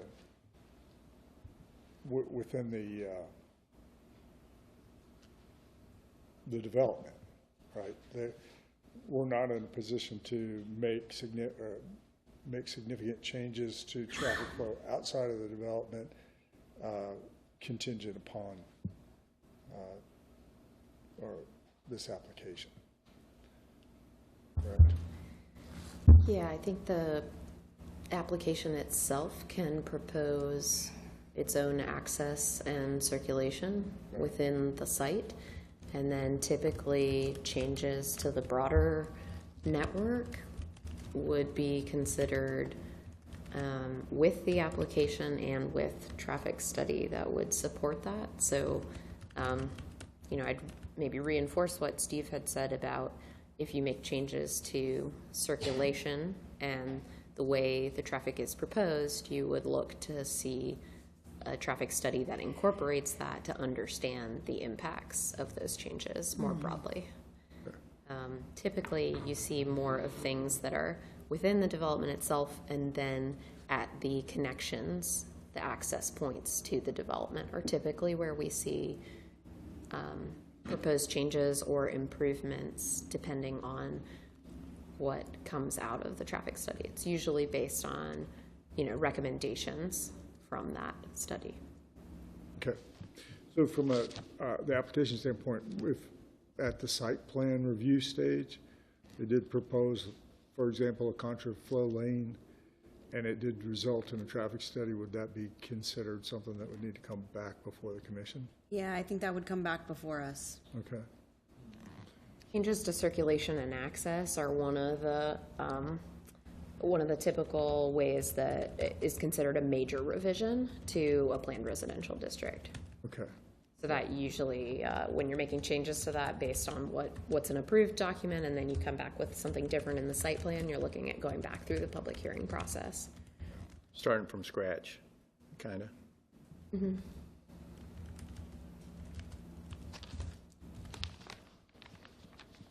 Everybody understand that? Sort of. I think I'm still not clear as to whether, for all the really positive elements of what's changed here, if there's still that question, at what point or by whom does that get introduced? Or is an approval of this as is saying, sort of taking that off the table? Yeah. I think an approval of this as is would go forward with the understanding that there are the perceived potential for impacts. If they occurred, there would be a reaction after the approval. I think it's going to be a very delayed situation in this one. I don't, Sean can correct me, but I don't think we're going to see capacity for 77 units in that sewer system for probably, arguably, I think a short time frame would be 7 to 10 years. And I think that there's going to be other traffic-related issues that are going to crop up that are going to need to be addressed outside of this kind of slow roll of 77 units. So I think they're valid concerns, but I think that the reality of how that's going to play out over time, it's going to be better addressed over time. I see. If we try and make changes now to try and preempt what we think is going to be the situation at full build-out, we don't know what the situation at full build-out is going to be because it's going to take quite a long time. I don't see the town coming up with $12.5 million anytime soon to satisfy the sewer capacity issue. So I think we're on a slow roll. That helps, thank you.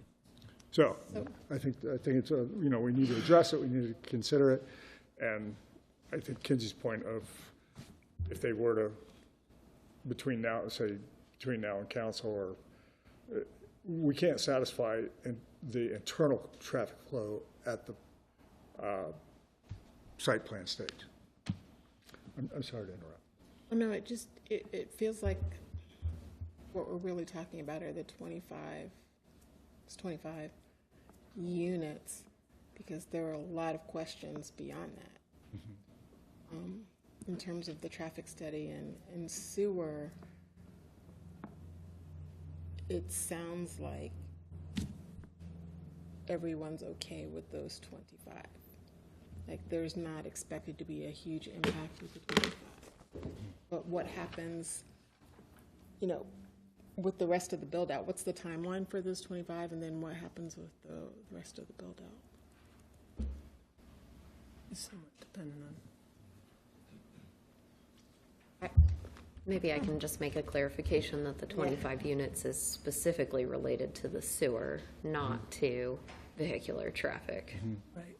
Right. But that would hold up any additional building, right? It would, based on the terms of the sewer agreement, right? But maybe to rephrase it another way, the proposal before you is for the entirety of the development with the caveats related to the sewer agreement, the proffer statement, the exception requests, all of those together. But it wouldn't come back before you for a future review, unless, again, significant changes were proposed. And, significant changes might need to be proposed at some point in the future, but I think there's a lot's going to happen between, my thinking is a lot's going to happen between now and the full build-out of this, if it ever gets fully built out. So I'm just not sure how much we can do now, effectively, that's going to. The other thing, it's kind of like the by right, which is not a wonderful way to look at development. We have a PRD that's already approved. Yeah. Right. Yeah. Kind of feel like if we reject this one, which has some significant improvements, then we're likely to get Plan A, which we know has problems. Yeah. And largely those problems are a result of the time that has passed. Just like your point, why didn't the traffic study address the hub? Because the traffic study was done long before the hub was even conceived of. So I just think that, so there's those issues to consider. Yeah, I have some concerns still about some of the qualitative aspects of community, and one of the other speakers spoke earlier about what this is going to be, and just looking at the elevations, it's a row of garage doors, and that causes me some concern. The lack of any kind of commitment to sustainable or energy efficient design, the lack of quality materials, the traffic concerns, which have been talked about quite a bit, I think are not to be dismissed.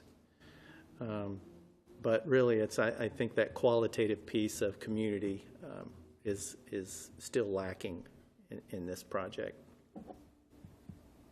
I understand that it's maybe better than the last one, but so I don't know if that's a strong enough reason. But no. Right. Any further discussion? Okay, we have a motion on the dais. All those in favor of the motion? Aye. All those opposed? Did you get that? Okay, great. We will move on to our next public hearing, which is conditional use permit request for a drive-in restaurant in the general commercial zoning district on 1.02 acres at 1421 South Main Street by Balzer and Associates for Blacksburg Square LLC, the owner. And we have a staff presentation by Matthew Sampa.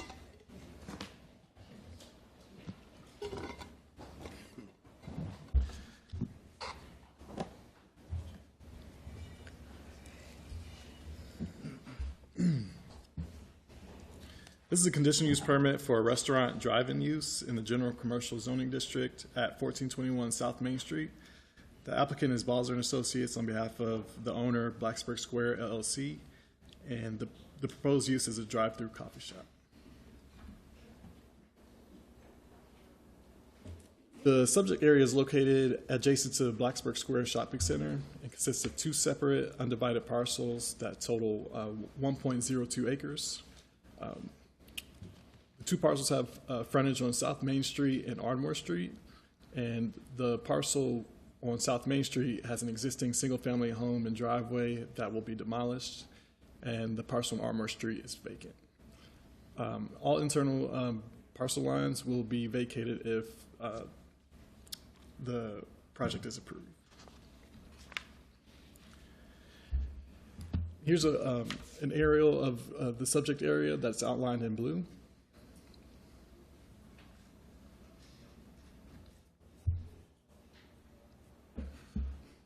Following the Planning Commission work session, the applicant submitted certain updates to the proposal that include in additional bicycle parking and outdoor seating, revised internal accessible route. They provided a process for vehicular orders, cooler elevations and signage details, and confirmed the hours of operation.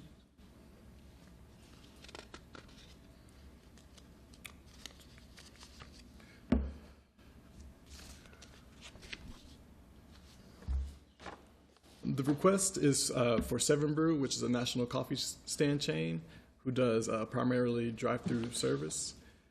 And the layout of the proposal consists of one principal building and a separate freezer building, 2 service lanes with an exit lane as well, and 1 entrance from Ardmore and 2 from the Blacksburg Square parking lot.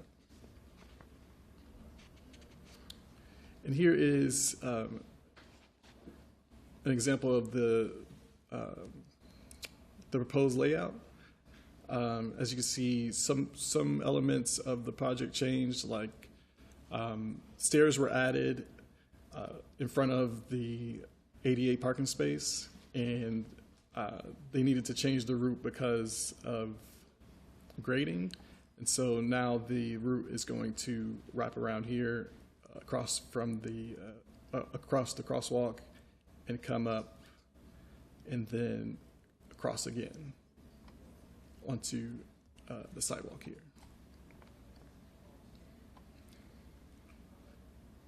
There was also patio seating, a patio table and seating added here,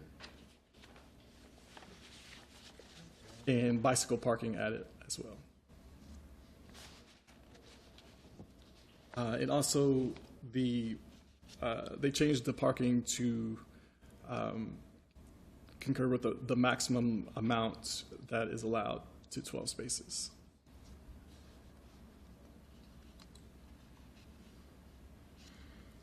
And here are the definitions of general commercial and restaurant drive-in as seen in zoning ordinance section 2103. Seven Brew falls under the restaurant drive-in. Conditional use permits are evaluated per section 1181 of the zoning ordinance for conformity to the comprehensive plan, zoning ordinance, and minimum adverse impacts to the neighborhood or community.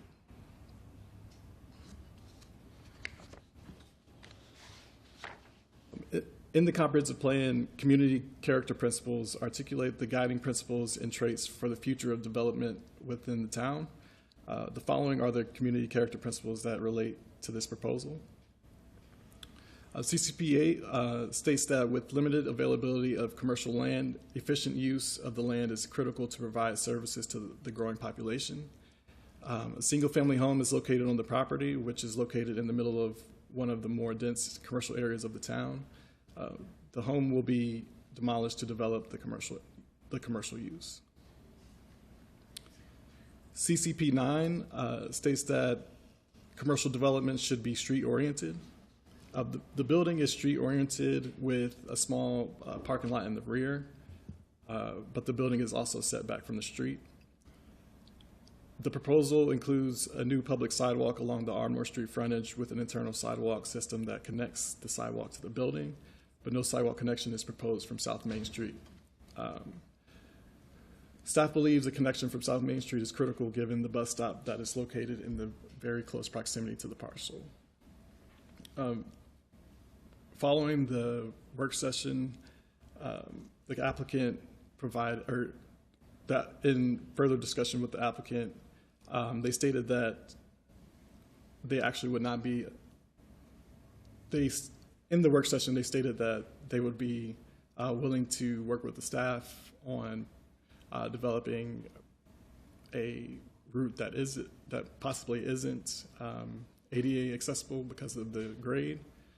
But in further discussion after the work session, they stated that it actually wouldn't be possible because of ADA regulations. They wouldn't be able to provide a route that isn't accessible. So staff would like to have further conversation with the applicant and the town attorney on that issue.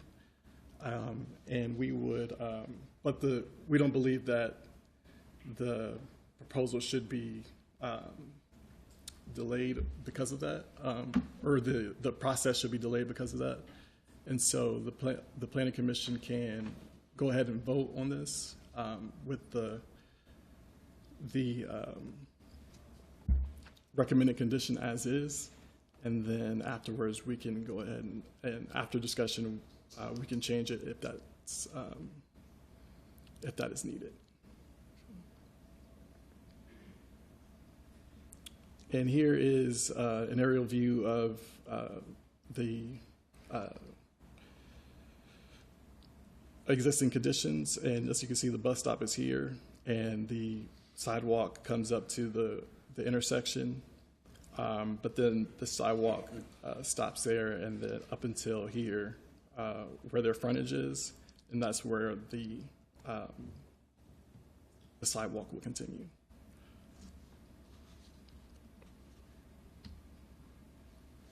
And here's another drawing from the application that shows the layout with the sidewalk on Ardmore and the internal walkway.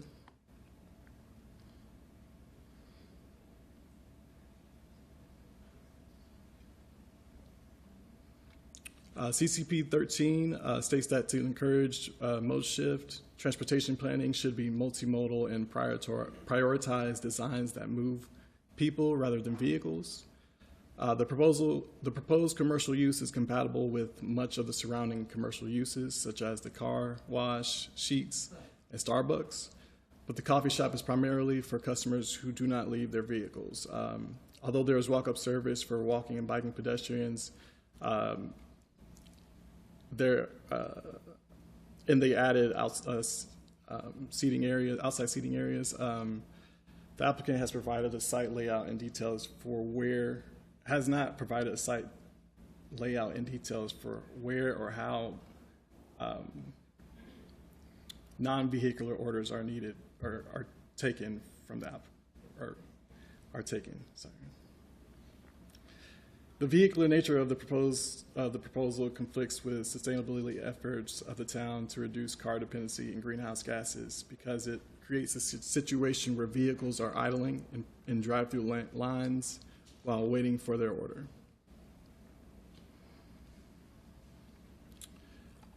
And the applicant, after the Planning Commission work session, the applicant provided this layout for how vehicular orders are taken. And so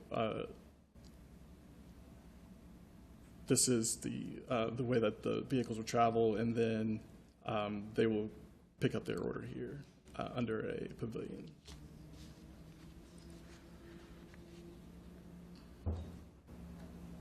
Applicant also provided elevations for the freezer.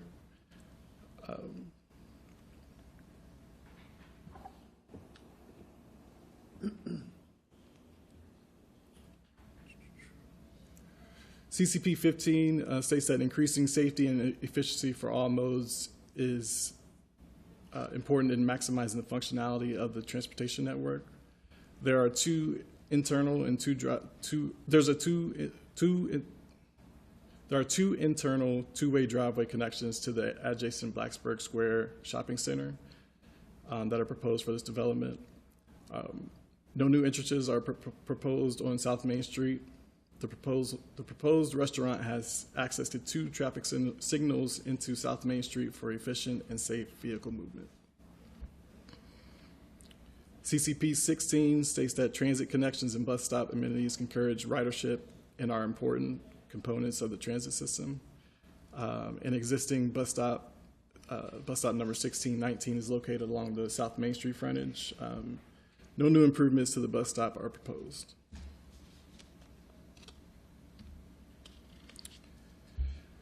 Here's a map of the future land use designation for the property. The future land use of the property is commercial and low-density residential.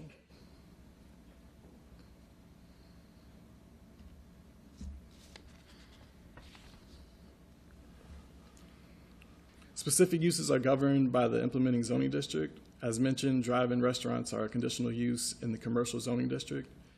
The parcel also sits within mixed use area E and is in a commercial area on the neighborhood employment and service areas map. Commercial areas contain restaurants, retail shopping, and other services for the community.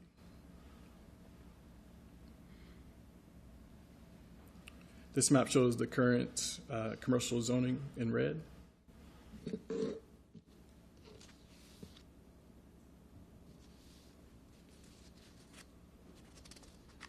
This slide shows district standards in the commercial zoning district. All district standards are met by the proposal.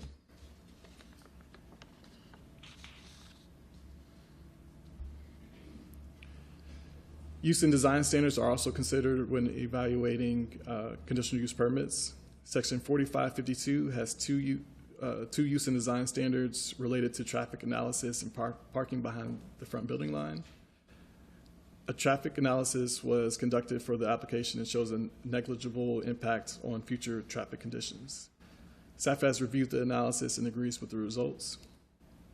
As mentioned, all parking is in the rear of the property and behind the front building line.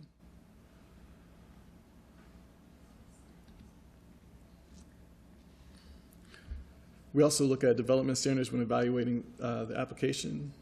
The applicant has revised the parking lot to meet the maximum of 12 spaces and added six bicycle spaces. The previous bicycle parking condition has been withdrawn.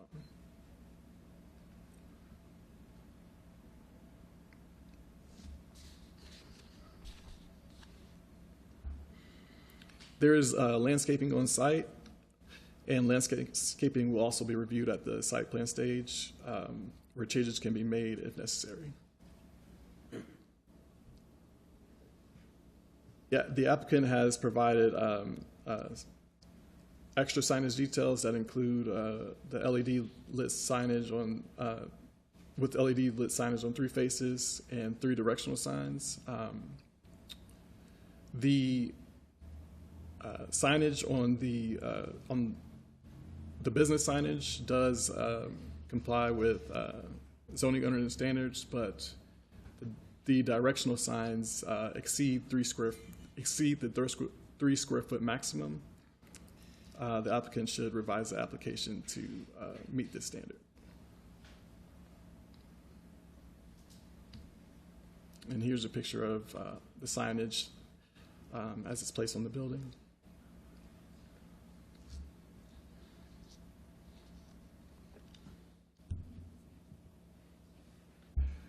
The proposal will be served by public water and sanitary sewer. A stormwater concept plan was included with the application and approved by town engineering staff.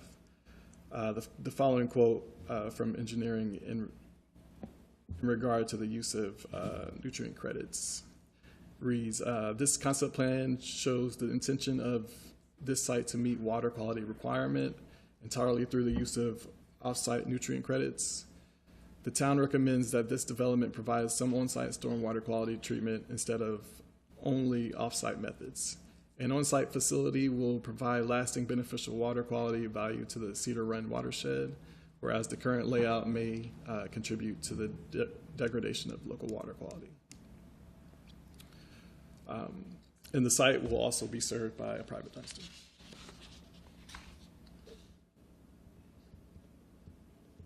In terms of adverse impacts, the applicant did confirm the hours of operation to be Sunday through Thursday, 5:30 a.m. to 10 p.m., and Friday and Saturday, 5:30 a.m. and 11 p.m.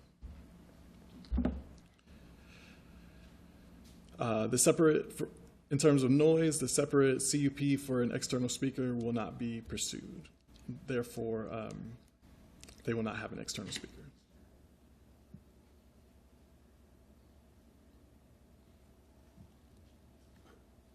And staff recommends the following 3 conditions dealing with substantial conformance, an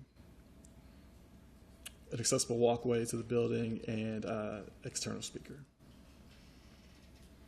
And that concludes my presentation. I can answer any questions.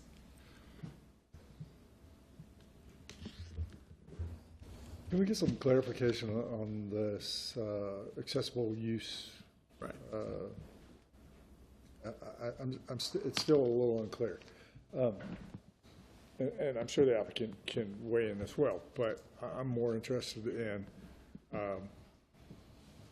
what is the town's position right now? Like, what are you and the attorney working on, and what's motivating the involvement of the attorney? So we believe that there still can possibly be some sort of walkway there. We would like to do some more research and further discuss that position. So where does the town feel that a walkway could be developed? And, or like, what is the town's position as to where or how an accessible walkway could be? So we think that it doesn't necessarily have to be accessible. Oh, okay. But the applicant is stating that they have to have, in order for there to be a walkway, it has to be accessible. Okay, so that's the clarification I wasn't understanding. So the applicant is stating that a walkway has to be, would have to be accessible. Right. And what they proposed in the site plan off of Ardmore is to satisfy that. That they feel that's the accessible access. Right. And what the town's position is they'd like to see an access point from South Main Street. Yes. Into the property, and we think that that could be developed or should be developed, even though it's not accessible. Right. But the applicant's position is they can't do that because any walkway would have to be accessible. Yes. Everybody understand that? Yeah, I have a question, but you do too. So. I just want to clarify, according to the recommended conditions from the staff, number 2 is that it would be accessible from South Main Street. So we did not make changes to that because we didn't know which changes we were going to make yet.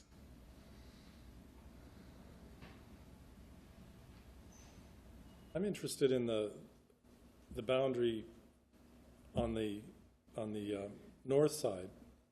So the applicant owns the parking lot of the major square, Blacksburg Square, and it looks like there's already a plan to have cars coming in and out of there. But I just wonder why there couldn't be something like a sidewalk there, just like there's a sidewalk on the Ardmore side. And if the town would be, concerns could be satisfied, let's say, in other words, let's say I walk into the sort of surplus parking lot and then turn right. Could that be a solution to this sidewalk question? Yes. Potentially. Mm-hmm. Okay. But, and it gets to my larger question, which is, since the applicant owns that area as well, I'm curious what discussion we can have about the landscaping, the existing foliage and trees there, the way that there can be some integration of the rather careworn parking lot that's already there and this very beautiful new slick iced coffee business.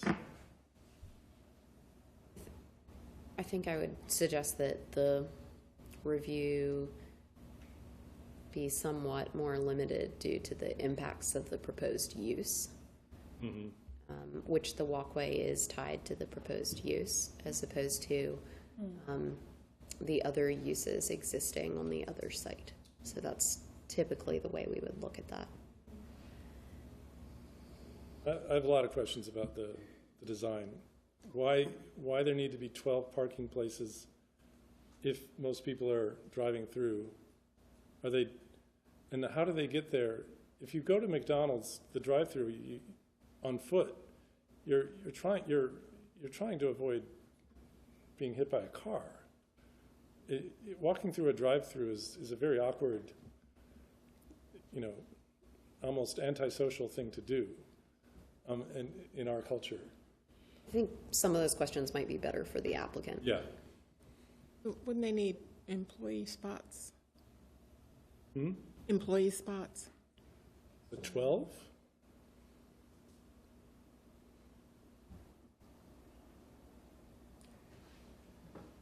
Good question.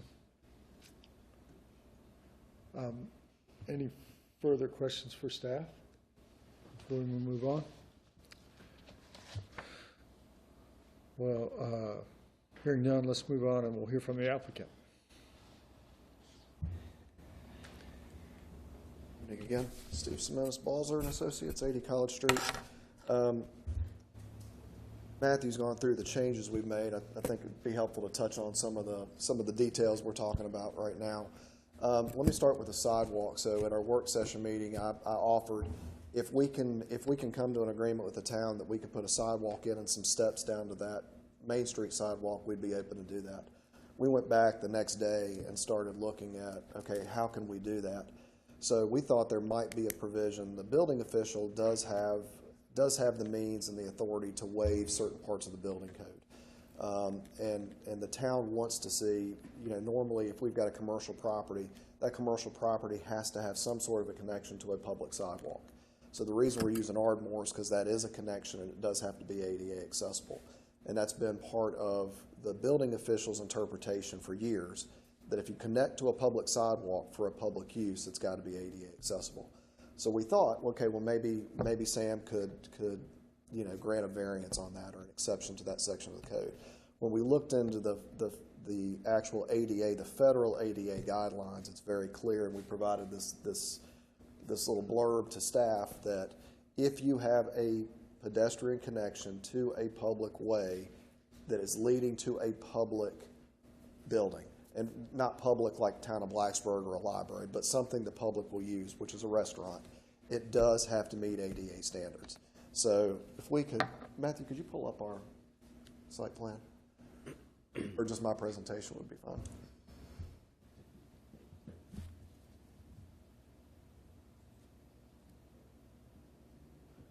So what we looked at, while he's pulling that up, we looked at a couple different ways on how we could possibly get there within that frontage that we have, and Mr. Britt, this will come to your question in just a second. Go on the color one here. So we first looked at, there's an existing driveway on South Main Street that led to the house, and we thought, okay, well, could we rework that and come up on the right-hand side, kind of in the grass strip between us and our neighbors on the right, to basically where you see the arrows, and then have a pedestrian be able to cut across right there before you get really stacked into the drive lane itself. We can't get those grades to work. We're short. It's about a 12% grade if we went straight. So for those of you that don't know the ADA, if you've got a sidewalk, you can go up to 5% from a percentage standpoint on your grade and not have to have ramps and handrails. You can extend that up to an 8% grade, but every 30 feet you have to have a landing and you have to have handrails. We were getting 12% without any landings at all. So if we started adding landings, you would have been up 13, 14, 15%. So there's no physical way to get from point A to point B. And as we talked about at work session, there's about 11 or 12 feet of grade change across that site. So the reason that Matthew brought up, you'll see stairs now at the top of our page, is as we started looking at how do we get accessibility from South Main Street, we realized, from a grading perspective, there's a lot of fall just from entrance to entrance, as we tie into Blacksburg Square. So an ADA accessible route from the back parking lot to the building, just straight down, Page North down to the little green island you see, we weren't going to be able to get that to be accessible. So that's why we've kind of had to go around, which it's not convenient, but it does tie into that accessible route that we would have coming from Ardmore. So we did learn a few things as we went through that exploratory exercise on how we could get an ADA ramp coming from South Main Street. If there's a way that the town can, and the town attorney can find a way, we're not going to do anything that's going to put us at a legal liability with ADA. Mr. Colley probably knows this. It was about 8 or 9 years ago. New River Valley and Roanoke got hit with a group of lawyers that were going around shopping centers and sidewalks and checking ADA and filing suits against property owners. So we're not in that. We don't want to be in that business. If there is a way we can legally do this and not violate, the ADA, federal ADA regulations, we're still fine doing that. Mr. Britt, to your question as far as is there a way to connect through Blacksburg Square, we looked at that originally. If there's a way we can get that to work, we didn't go back and look at that last week. Grade-wise, I think Ian, with the developer, said that we'd be open to doing that. It doesn't really solve, it solves it on paper. It doesn't really solve the fact that if you're waiting for the bus stop, you're just going to climb that grass hill and grab a coffee and walk back down. So we could do that to meet code if it was really something the town wanted to see. We may be able to get the grades to work, but you're going to be pushed all the way to that first entrance of Blacksburg Square and then wrapping all the way around that parking lot. And just to the point you had as far as the parking lot itself, while the applicant owns a piece of that, it's not the whole shopping center, and there are parking and maintenance covenants that everybody has to agree to in that. But as far as the sidewalk, we think we could probably deal with the other owners on that without an issue. We'd have to check the grading, and if that really meets what we're trying to get to, realistically, from somebody waiting for the bus stop to they really wanted to come up and service it. We do have the crosswalk where the bike spaces are shown now. Go to our, I think I've got it. So the orders, so basically, Dave was just explaining to me when we were asked about the number of parking spaces. So they have about 8 or 9 employees on shift at one time, because you've got the folks that are inside the building making the coffee, and then as you'll see the blue lines, you have multiple people. It's not just one person out there with a tablet taking orders. They're kind of stacked around. So you do have a larger amount of employees that you would think for a building that small. So you do have some turnover space in there with those extra 3 spaces. And then everybody picks their, somebody's walking their order back up to them under the canopy. And I apologize for not clarifying this when we resubmitted our application, but I did confirm this with Dave again this evening. So if somebody is a walk-up customer, they would walk up and actually order from the pickup or from the order window, which would be right there. Thank you, Matthew. So they would actually come up, order right there. They wouldn't place an order with the folks that are in the drive lanes taking orders with the vehicles. They'd actually walk up to the window, place their order, and pick their coffee up, pay and pick their coffee up right there. Let's see. One other thing that we didn't mention on a revision letter that I'll scroll back to is our neighbors just to the south of us, or Page Right. We do now have a 6-foot screening fence shown there. That wasn't called out on our revision letter, but we do have a screening fence there to help buffer them a little bit on that right-hand side. We did get obviously we got the message from Matthew as far as the directional signage, so that'll be shrunk down, and we'll take care of that before, if we move forward tonight, before we get that to town council. The rest of it, I think, was pretty straightforward. Added the patios, added the bike racks like we talked about. Still over on the open space that's required to be on there on the site, but we still are having to meet stormwater management requirements, which is, the stormwater concept plan has been approved. And I think that was the biggest things I wanted to touch on. Yeah, happy to answer any questions. So I have a question. The irony of a drive up right next to a bus stop is not lost on me, right? Just saying. And the town's desire to move people, not cars. So I'm curious if you have any thoughts on the emissions issue of idling cars, but also I thought you said last time that in fact it is not the norm with this chain to do pedestrian service. It's not the norm. It's and it's it not the feels norm. like it's not the norm. Well, it's not. It's Yeah. not the norm, and that's I mean, that's part of what we're trying to wrestle into submission, it seems like, is how to... Yeah, and during our neighborhood meeting, as we did our presentation, Dave was there that night as well and could speak to it. In some of their other areas, they do have some of that walk-up traffic. So he clarified that actually for us, and he said, so yeah, if we do have those areas where you've got a heavy bike, or a heavy bike ped, traffic, or in this case, a bus stop where you could have people, using that. I'm not sure how used that bus stop location is, but that's why they do have the ability to do that, and they do have other stores that have, the outdoor patio tables, and I think maybe there's one or two on their website that show that. So it's not their norm, but they can accommodate for it. And again, from an emission standpoint, you do have, we talked about this a little bit last time as well, we do have a lot of pass-by traffic and, people that are already going that way that could jump off and use this, but there will be, according to the trip generation, new trips using this. I look at it, if you want to look at the glass half full as opposed to half empty, while you will have trips, and this is more auto-centric, obviously, you have those trips moving through very quickly, as opposed to sitting at a fast food restaurant in the morning at a McDonald's or a Starbucks or something like that, where you've got people waiting for food and waiting for coffee. Everything's done in-house, so you've got people stacked up at the menu board, you got people stacked up at the pickup window. So the purpose of this is to kind of move people through pretty quickly. So while you do have folks traveling through, if you had a more prototypical, standard, stereotypical fast food restaurant, you're looking at probably 3 times the square footage at least. You're going to be in that 1,000, 1,200, 1,500 square feet. I like the walk up, but it's like I want them to park, walk up, and go back, But, all right, thank you.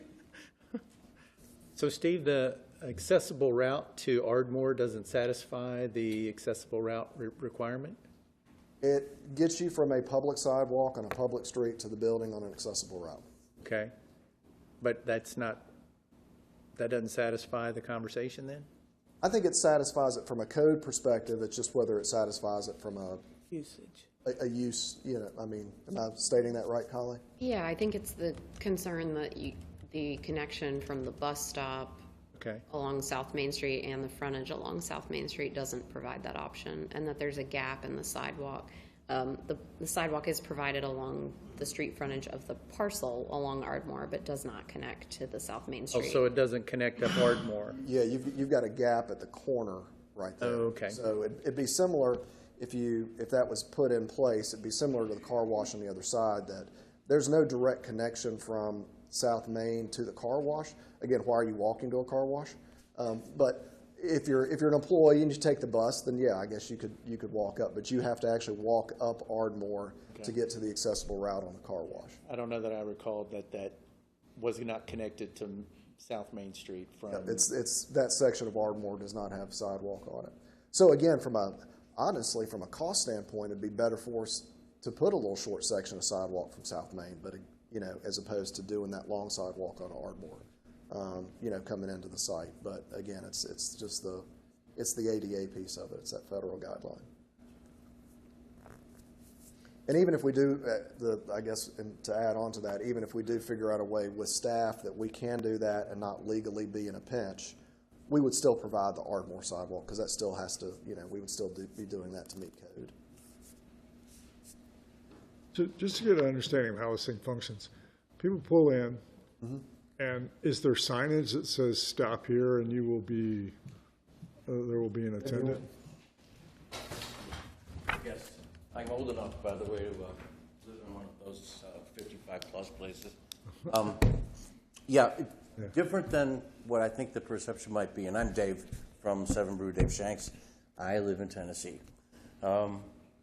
Your order can be taken anywhere around those loops. We have people walking constantly. So for the safety issue that you brought up, there's never a time where aren't people just mingling amongst the cars. There's no microphone. You don't place an order into a speaker. First human you run into takes your order. And then you continue to proceed around. They may walk with you, but you proceed to make your way around to the pickup area. And that's where we will bring the order out to you. There's no drive-through window or anything like that. We bring it out, we wipe it off, we hand it to you, that kind of deal. It's very quick, about 3 minutes in and out. So, my contention is that, as what you said, going to 70+% of all fast food is drive-through now. In some places upward to 80 or 90%. And in the wintertime, it's closer to 90. we will get more cars through than McDonald's or Burger King or Arby's or whoever it might be, even Starbucks, quicker, with less emissions involved and more safety involved, because people are completely used to us being out there. And our people, we do 50,000 cars a week, and we've had nobody touched by a car yet. Well, we did have one girl, I said, that I think last time, that she was messing around with her friend in the other car, and they hit her toe. That's the extent. So safety-wise, speed-wise, emission-wise, it all works that way. As far as we have Eastern Tennessee University, where we do a lot of walk-up, a whole lot, because it's right across from the college. In Fayetteville, Arkansas, where our home base is, so we've got one right across from the campus, and they probably do as much walk-up as they do anything else. So we're completely, to your question, Ms. Reinhardt, that we can adapt to that right away. It's just as easy for us to move that way as it is this way. It's 540 square feet. So servicing that is pretty easy for us. How are the orders conveyed from the... It's on a tablet. On a tablet, it goes to an iPad. It's iPad to iPad. Okay. So if you were on machine number 1, it would show up in your lane that you're working with, and you would create the drink. There'd actually be 2 of you side by side. You'd create the drink, and then we send it out to the lane person, or sometimes the lane person will come in and get it and bring it to the car and tell you what it is, wipe it off, that kind of thing. So we treat it kind of like a fine bottle of wine. It is really personal. I mentioned that last time. It's personal and fast. Thank you. My pleasure. Ooh, that was Chick-fil-A, wasn't it? I'm sorry I said that. All right, any more questions for Steve or the applicant? We'll move on to public comment. If there's anyone from the public who'd like to address the commission. Great, thank you. We live next door at 1485. So I saw the speaker, sorry, I missed some of the planning things, but the order panel, I get it's going to be verbally, I guess, but still, like, our bedroom window is 20 feet away from the order panel. So are people going to be screaming over engine noise? And same thing with my neighbor, they're right behind us. Their bedroom is right there. So it's just a question. I'm not sure how loud it's going to be and how that falls into the SAP noise ordinance, I guess. I know the speaker is very clear. It's got over 50 feet. But I don't know screaming over engine noise, how that affects. Anything else on noise? Oh, yeah, could they, like, move the ordering side to the other side of the building where they're speaking, I guess? I don't know how that traffic pattern works, but just a thought. The next one. So you have 3 lanes of 90-degree turns with a small patch of grass. And again, I know it's old. Our building was 1954. But it just concerns me. A lot of big trucks in this town. I know I have a hard time turning my truck. Is that enough buffer zone? Why do we need 3 lanes right there? And just a little fence. What kind of safety? I just don't want a car driving through my living room. And I'm sure my neighbor doesn't either. I don't know what ordinance or anything on that, but really just a fence and such a small patch of greenery. Could they eliminate a lane and put some trees or something that offers a little bit more safety on that side? I think that was the main thing with the fence. And then they said there was an approved stormwater. Sorry, I didn't see that, or I don't know how to read it. But we have been flooded quite a few times from Ardmore. I don't know if you've been on Ardmore when it rains, but it's a little river. And the way I don't know the slopes, I guess. So it's just a concern of how the stormwater runs off now that we have so much more pavement compared to the grass. So we have it coming down Ardmore to our building. That's, like I said, we've been flooded. So is it going to be pushing the water towards Ardmore or out another direction?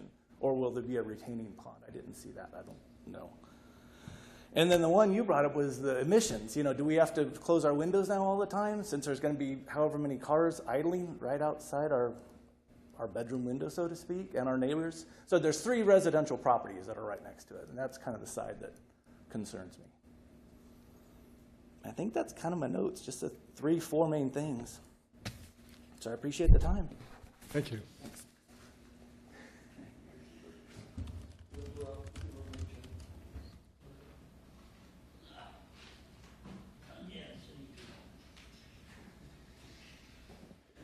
I find your layout interesting. How, when you come in on Ardmore Street?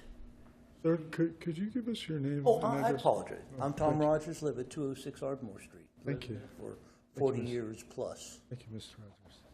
But when you look at this diagram, you come in on Ardmore Street. How do you get into the loop?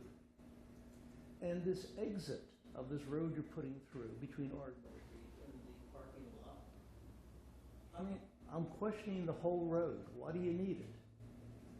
But my concern, since I live on Ardmore Street, oh yeah, another issue. When First and Main was being conceived, you rejected Sonic because of pollution, idling cars. If you remember that far back. Now we got Starbucks with idling cars, and now you want this with idling cars. And if you look at Starbucks, it will have so much traffic sitting there that it actually blocks the parking lot when you want to go to Jersey Mike's or whatever. But again, my concern is Ardmore Street. You talk about ADA. The slope is too steep. Have you seen the slope of Ardmore Street getting to the sidewalk that you're talking about putting in? I could just see a person in a wheelchair trying to wheel their way up this sidewalk to come in on Ardmore Street. We also have the car wash. There is so much business at car wash, it literally blocks Ardmore Street. You know, where we can't even get down the road because they're trying to get in. Do I need another blockage on Ardmore Street? Ardmore Street has issues with respect to South Main Street. You talk about a bus stop. Why is that bus stop there? It is so close to the intersection that when that bus stops, it blocks traffic, completely jamming the intersection. You got another bus stop that's 500 feet further down that could be used and remove that bus stop. I mean, why do we need 2 in such close proximity? Let's see. Part of the problem I have too is when you made First and Main, you put in a road by Jersey Mike's, which allows people to come out onto Main Street. And because they're trying to beat the traffic light, they cut across all the traffic, get into the turn lane, and make U-turns, which also blocks that intersection of people on Ardmore Street trying to get out. That U-turn needs to be stopped. That road should be blocked. So remove the bus stop, remove that ability to come out. Make them use the traffic light. Another problem you have, since you do have traffic problems downtown Blacksburg, admit it or not, you have traffic problems. So what do the people do in Blacksburg to get around all the traffic problems downtown? They cut through the residential areas. And I mean, I've been living here 40 years, and I know it for a fact. They cut through the residential areas.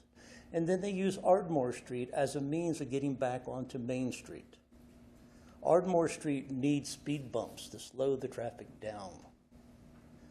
I mean, I'm serious. If you talk to anyone who lives on that street, they'll tell you people are speeding. I had one person try to pass me on Ardmore Street once because I wasn't going fast enough. I had one lady beep at me because I was blocking the road because I got to back down my driveway because she was in a hurry to get up Ardmore Street. So, and another thing that intrigues me too is you just had Wendy's shut down. Oh, I'm sorry, I'm red. You just had Wendy's shut down. You now have a vacant building. There is a building that would be perfect if you wanted to put this this coffee shop. I'd rather have a brewery myself, but this coffee shop in. I mean, you already have a place that could be used. Why put it there? To me, it should only come and go from the parking lot. Ardmore Street Road should not be put in. Mr. We Rogers. have enough problems on that street. Wrap your comment. You're already a minute and a half beyond. I'm sorry, bye. No, you can finish your thought. I'm done. Okay, thank you very much. Any further comment on this public hearing?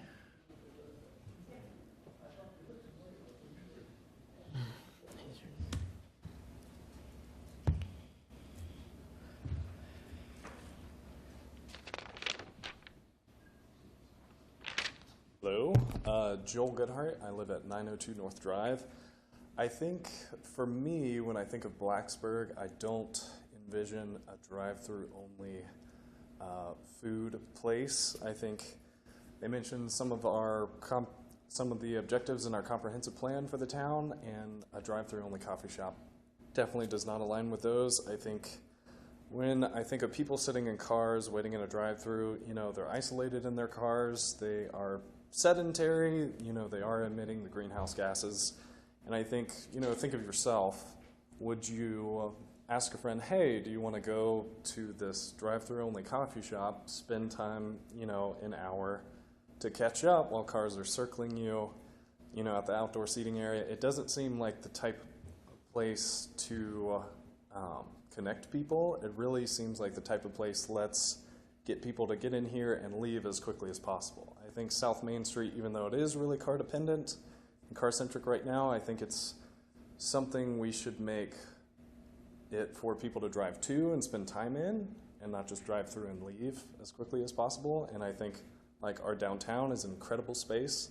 You can spend a lot of time there. I think South Main Street, we should be leaning more towards making it more like downtown and less, let's just have people in their cars, more cars, is my main criticism. And I think, there are neighborhoods behind this location, like the gentleman in the back who lives there, and I think, there are coffee shops that are not just dependent on cars. You can walk, you can eat inside, and I think that would be a much better fit for the town and just the vision for what kind of place we want to be moving forward. Thank you.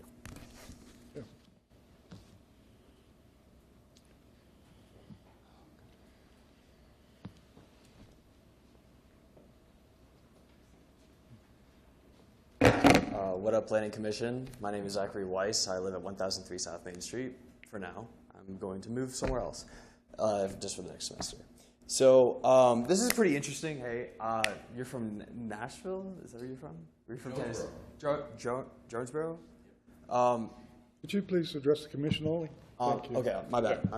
That's fine. So a gentleman, he is from Tennessee, and I just think that, first of all, it's drive-through, and he's not taking into account the students that are going for an experience. Like, honestly, your hours they end at 10, their hours are till 10 p.m., which is not the time that students are out trying to get any kind of, sustenance. So I get that, it's a coffee place, so you want it to be a coffee place, not just something that people are going to while they're driving super far away. Like, they're going to drive to a drive-in coffee place in Blacksburg. Like, not many people do that in Blacksburg, that they come to Blacksburg specifically for coffee. I think a lot more people would be students or people that, Sundays or Saturdays when you're trying to get, have a relaxing time because you're hungover or something. So here's the thing. Majority of the space is being used for parking lots. There are, majority of space. It's not replenishing the groundwater, not sequestering carbon, not designed well for adaptability. The design, honestly, I'm sorry, I think it's cheap. It's not thinking in the future. It's repeating what everyone else is doing. It's not innovative, and it does not suit Blacksburg. Okay? Here, let me think. Terrace, fruit bushes on top, guilds, especially to protect the wonderful people that are living right next to it. Instead of demolishing the whole site, cutting down all the trees and the natural life there that's honestly older than the owner, just innovate, add on to it, create a food forest instead. And you know what? What's crazy and what's cheaper is just glass panes and then like AC. Oh my gosh, you have like a nice coffee shop greenhouse with seating areas and birds and bees and butterflies and flowers and fruit that you can pull right for your eating. That's a food forest greenhouse improvement of residential homes. And hey, guess what? There's a parking lot right next to it, and you can park there.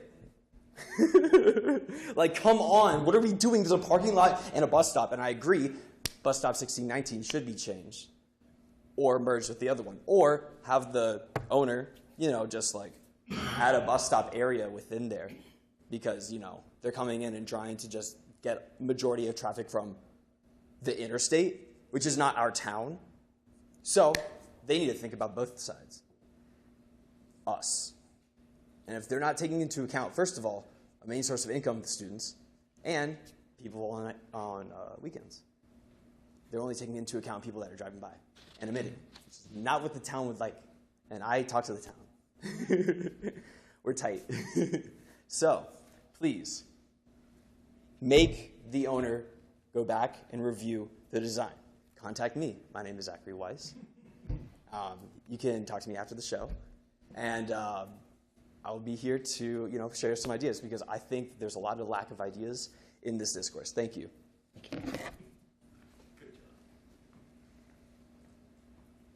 Any further public comment on this particular hearing?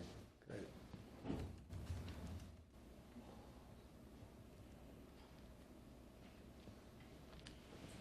Good evening. My name is Caitlin Jacobs. I live at 213 Craig Drive. I recently moved here with my family in October, and part of why we picked Blacksburg, we moved here from Kansas City is very car dependent. You drive everywhere, there's a lot of things, and part of what made us decide that we wanted to come to Blacksburg was because of its feel of community, because of downtown, because of the walkability that it already has and the stated goals that it has of trying to move people and not cars, to address and make things more in line with climate goals and trying to really make this improve the sense of community. And I feel like for me, I echo a lot of the concerns of this just doesn't feel like Blacksburg.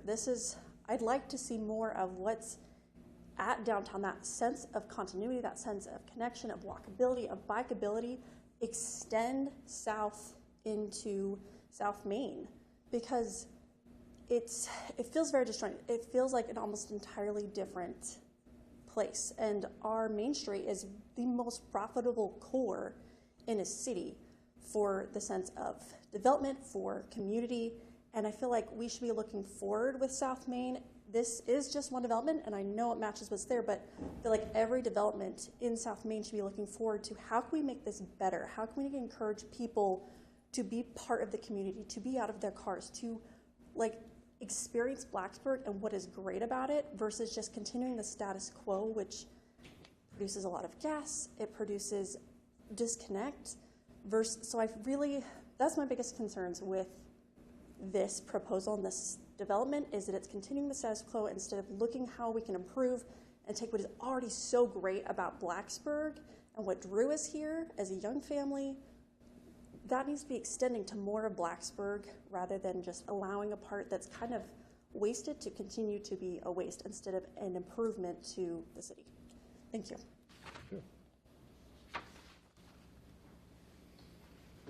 Any further public comment on this particular issue? Great.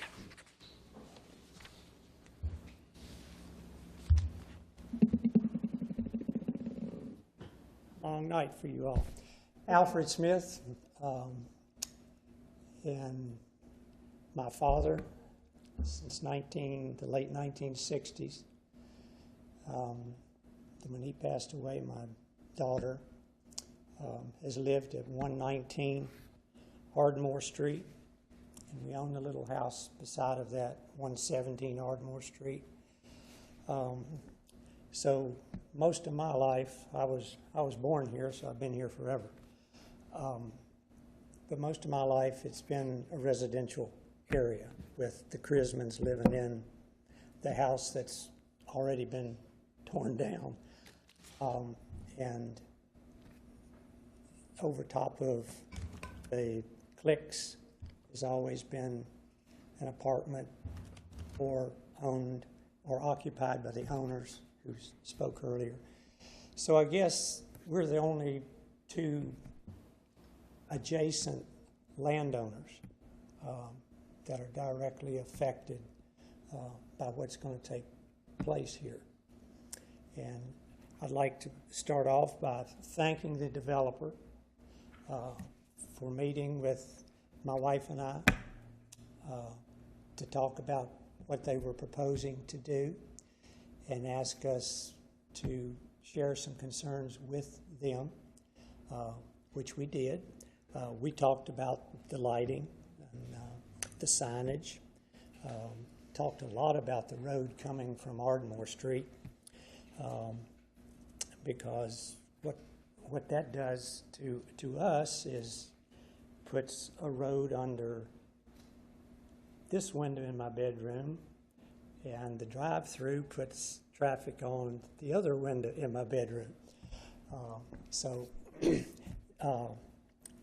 were going to develop and look at the road from coming in from Ardmore to see what revisions, if any, they could to make there. We talked about trees, the number of trees, and I have not seen this, which I need.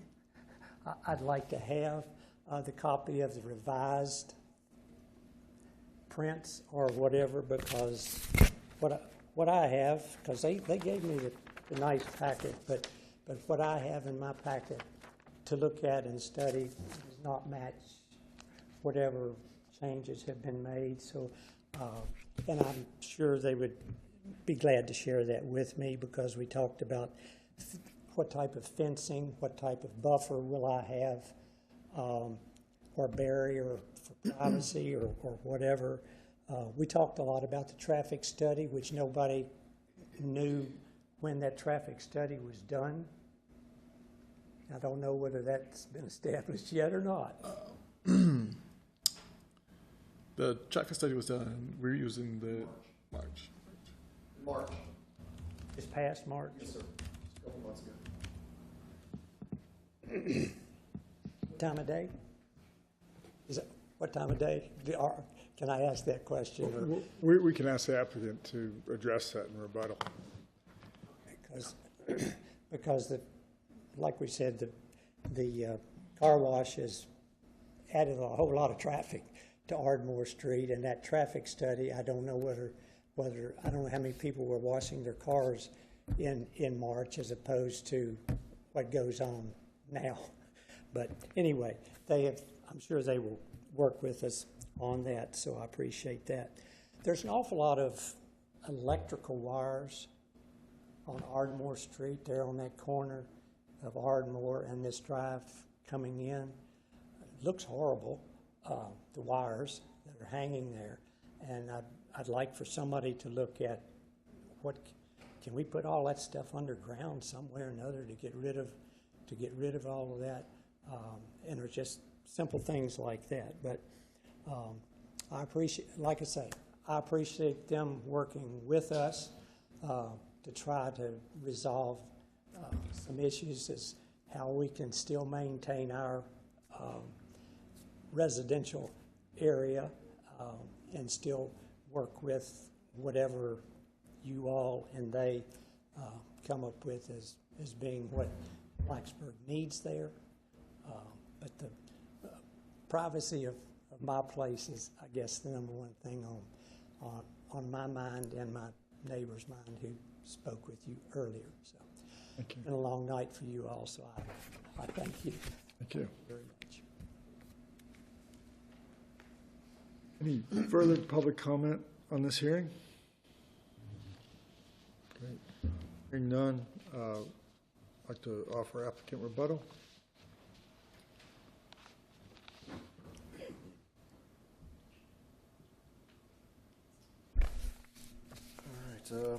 So a couple things. Let me just start with the traffic. So we did do a traffic study. DRMP was our consultant that did the traffic study. They did those counts in mid-March, I believe. So as you all know, we have to do traffic counts here in town when Montgomery County schools are in session and Tech and Radford are in session. So that's why we did those counts. And again, if we were submitting this application in July, we would have to wait. Either we'd have to get the counts earlier, or we'd have to wait till school was back in session. So we did that, and the form here, the full traffic report was part of the application. It's online. So from DRMP, as far as the intersections that we were asked to study, the times of the day, which were from 7 to 10, and then 3 to 6 in the afternoon. During those peak hours on a couple consecutive days. So we look at a Tuesday or Wednesday or Thursday. We don't ever pick a Monday or a Friday. We try not to pick it when it's raining or when it's snowing, because all that impacts traffic flow. But I'd encourage our neighbors to read through that. And if you each of the intersections that we studied, I believe there were 6 or 7 intersections, including the intersection for our new street. There was a very limited increase in delay, so that's what we look at in intersections to see how long additional traffic's going to delay. How much longer are you going to sit there at that stop sign or that stoplight? And the delays were a second or two, from existing to what would be proposed. Because again, this isn't a huge traffic generator during those peak hours. You'd think that's, I think we assumed in here there would be a total of 358 daily trips, but some of those, as we talked about 88 of those would be pass-by trips, which that's somebody already driving to work on South Main Street that says, hey, there's a new coffee shop, I'm going to jump up and grab a coffee. And that was the percentage that was agreed to by the town and given to our consultant to use. And then so the primary new trips were 270 new trips per day. But in those weekday hours, the AM and the PM, we're talking about 17 trips in that AM peak hour and about 6 trips in that PM peak hour. So it's not really a whole lot of traffic that's coming to this site. It is auto-centric. Nobody's arguing that. We're not arguing that from our side. We understand it's a car-centered project, but it's not a huge building. It's not a huge amount of traffic that's being added to those, and the traffic study kind of bore truth to that. Stormwater was one of the questions that was brought up. So this property is zoned general commercial, as well as the other properties around us. So the residential properties that are still in the commercial zoning district, and the future land use shows this area to be commercial. I think it's high impact commercial is what it's showing on the comprehensive plan, and we all know South Main Street is a different feel than downtown. We all understand that it is more auto-centric in that end of town. But that said, as a general commercial zoning district, we can basically have up to 85% of our site as impervious. That's allowed by right. So our project right now, so that would be 15% open space required. We've got 36% open space required in this. So we have more open space and grass and trees shown than what would be required if we did a by right development. So did want to touch on that. To the stormwater question, to just the flow of the traffic itself. So we've got two lanes. The 2 interior lanes are where people are going to be taking people are going to be giving their orders and picking up their coffee. And I would ask staff to correct me if I'm wrong, but most localities, and I think Blacksburg is one, if you have a drive-through, you're required to have a bypass lane. So if you're sitting in one of those, it'd be different in this because you've got 2 lanes. It's kind of like the new Chick-fil-A models when you've got two drive lanes. But the idea is if you're getting ready to get in line and you need to jump out, you've got a way to get around traffic sitting there. So that's what that third exterior lane is. These layouts that we initially got came from the Seven Brew team. They're architects, they're national engineers and architects that work. So we feel 100% confident that the turning movements that we've got shown in there will work based on what Seven Brew standards are. And as far as getting in and out, I mean, part of that general commercial and part of the general commercial district and what we try to do in all of our commercial projects is to provide cross-connection. So cross-connection to parking lots, cross-connection to streets. That just helps with the overall flow of traffic and doesn't bottleneck everybody at one entrance. I mentioned earlier we do have an entrance on South Main, but we're getting rid of that to some of the concerns that we heard tonight. We don't feel that was a safe entrance to use for a commercial. for a commercial use because you're really, really close to that intersection of Ardmore Street, so you have the opportunity to start backing people up into South Main Street, which obviously we didn't want. But those 3 connection points really provide a good cross connection through the site and allows people to get out to different, obviously to different points to get back to South Main Street. So the Blacksburg Square parking lot and those 2 signals that we've got there, and then out to Ardmore.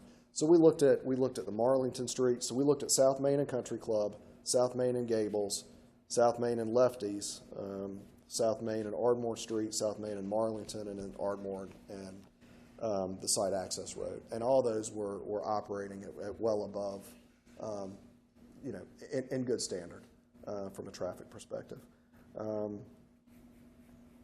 And as far as I guess the last piece to our first speaker tonight, and then to Mr. Smith, from the noise, that's why we did put in that privacy, that screening fence there along the property line.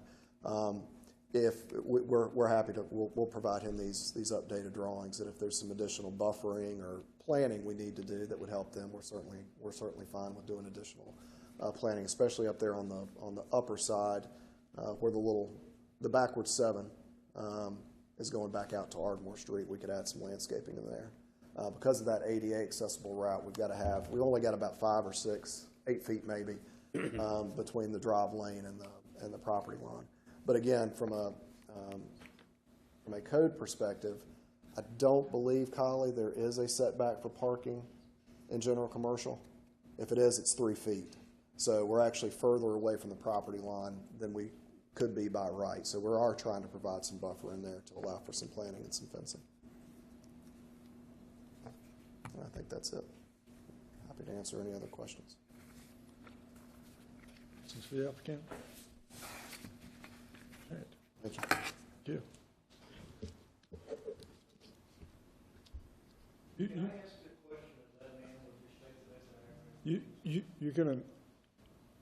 There will be a segment right after the public hearings are done. It's called citizen comment. You can address the commission on any issue, this or otherwise. You can ask that question, or you can try and buttonhole Mr. Simonis out in the foyer after the meeting. Your choice. But I think he would be more than willing to answer your question. We have a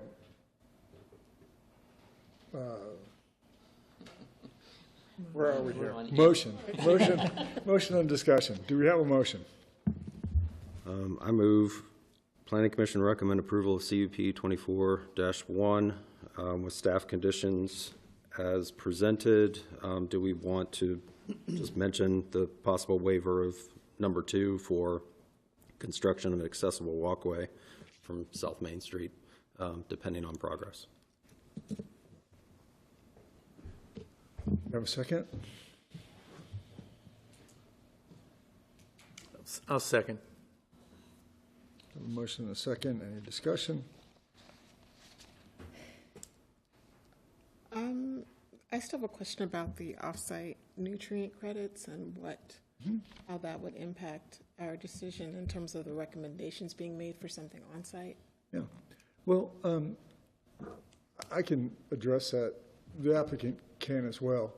But essentially, under the state law, the stormwater regulations, any developer, the applicant or any developer,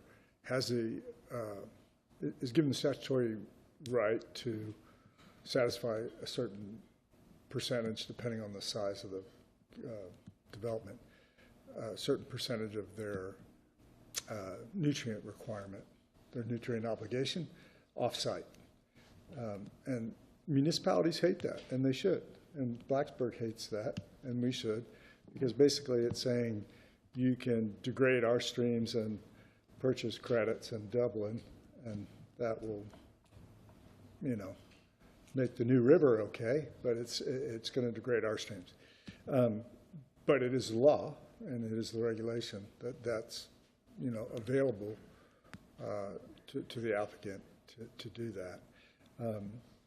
So I guess what I'm asking is,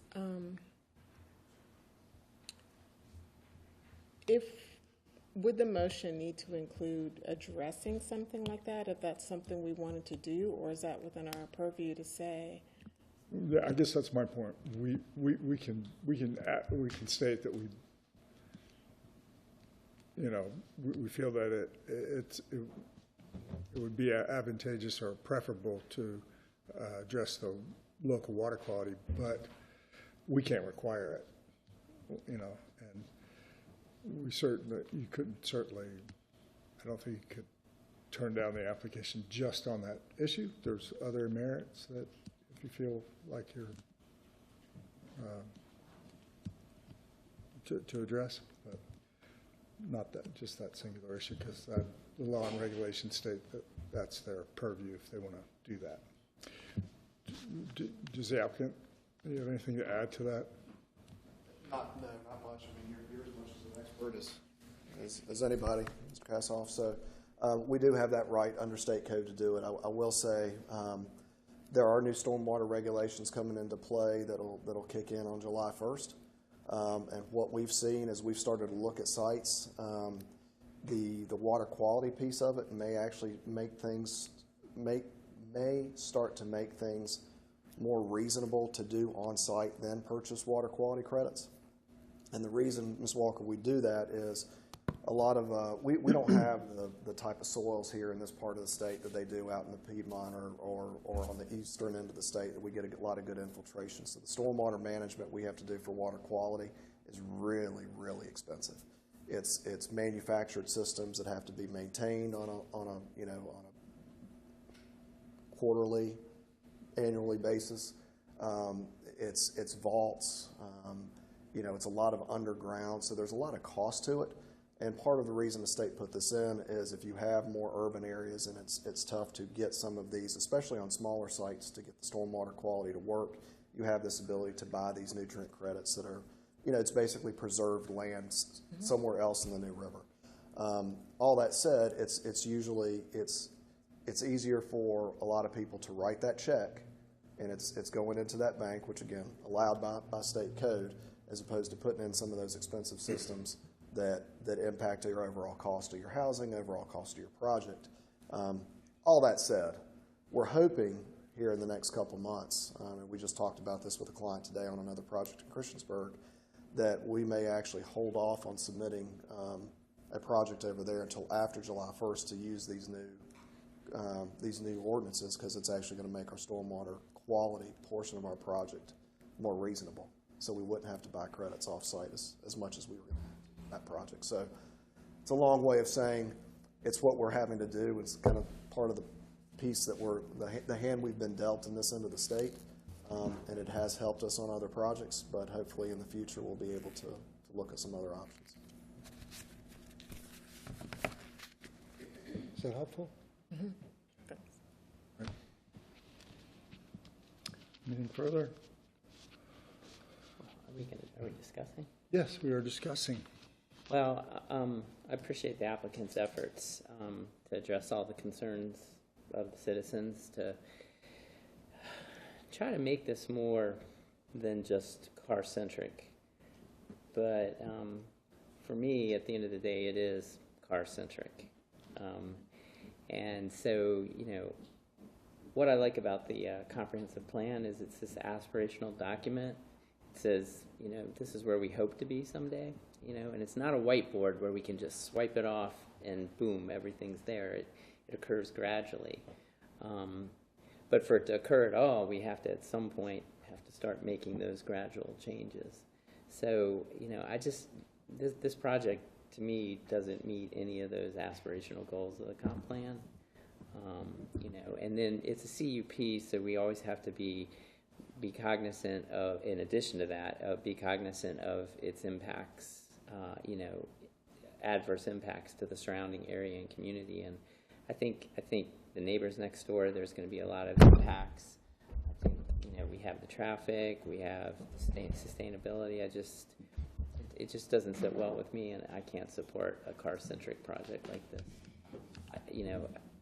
This could be, general commercial. It could be a lot of things. In some ways, I think this is underutilizing it by just making it a car-centric drive-through. So I can't support this project. For me, I guess it feels like it would actually take up, I don't know the space difference, but for me, part of having a neighborhood where you can walk to things is having those things there. I know there are many times I want to grab something that I would want downtown, but I don't want to deal with the parking. I don't want to deal with the park and walk, and I live out in Woodbine. I'm not biking down either. So for me, having something like this would be convenient and more practical. But that's just my perspective. It's something that makes sense to me, especially considering our very limited parking.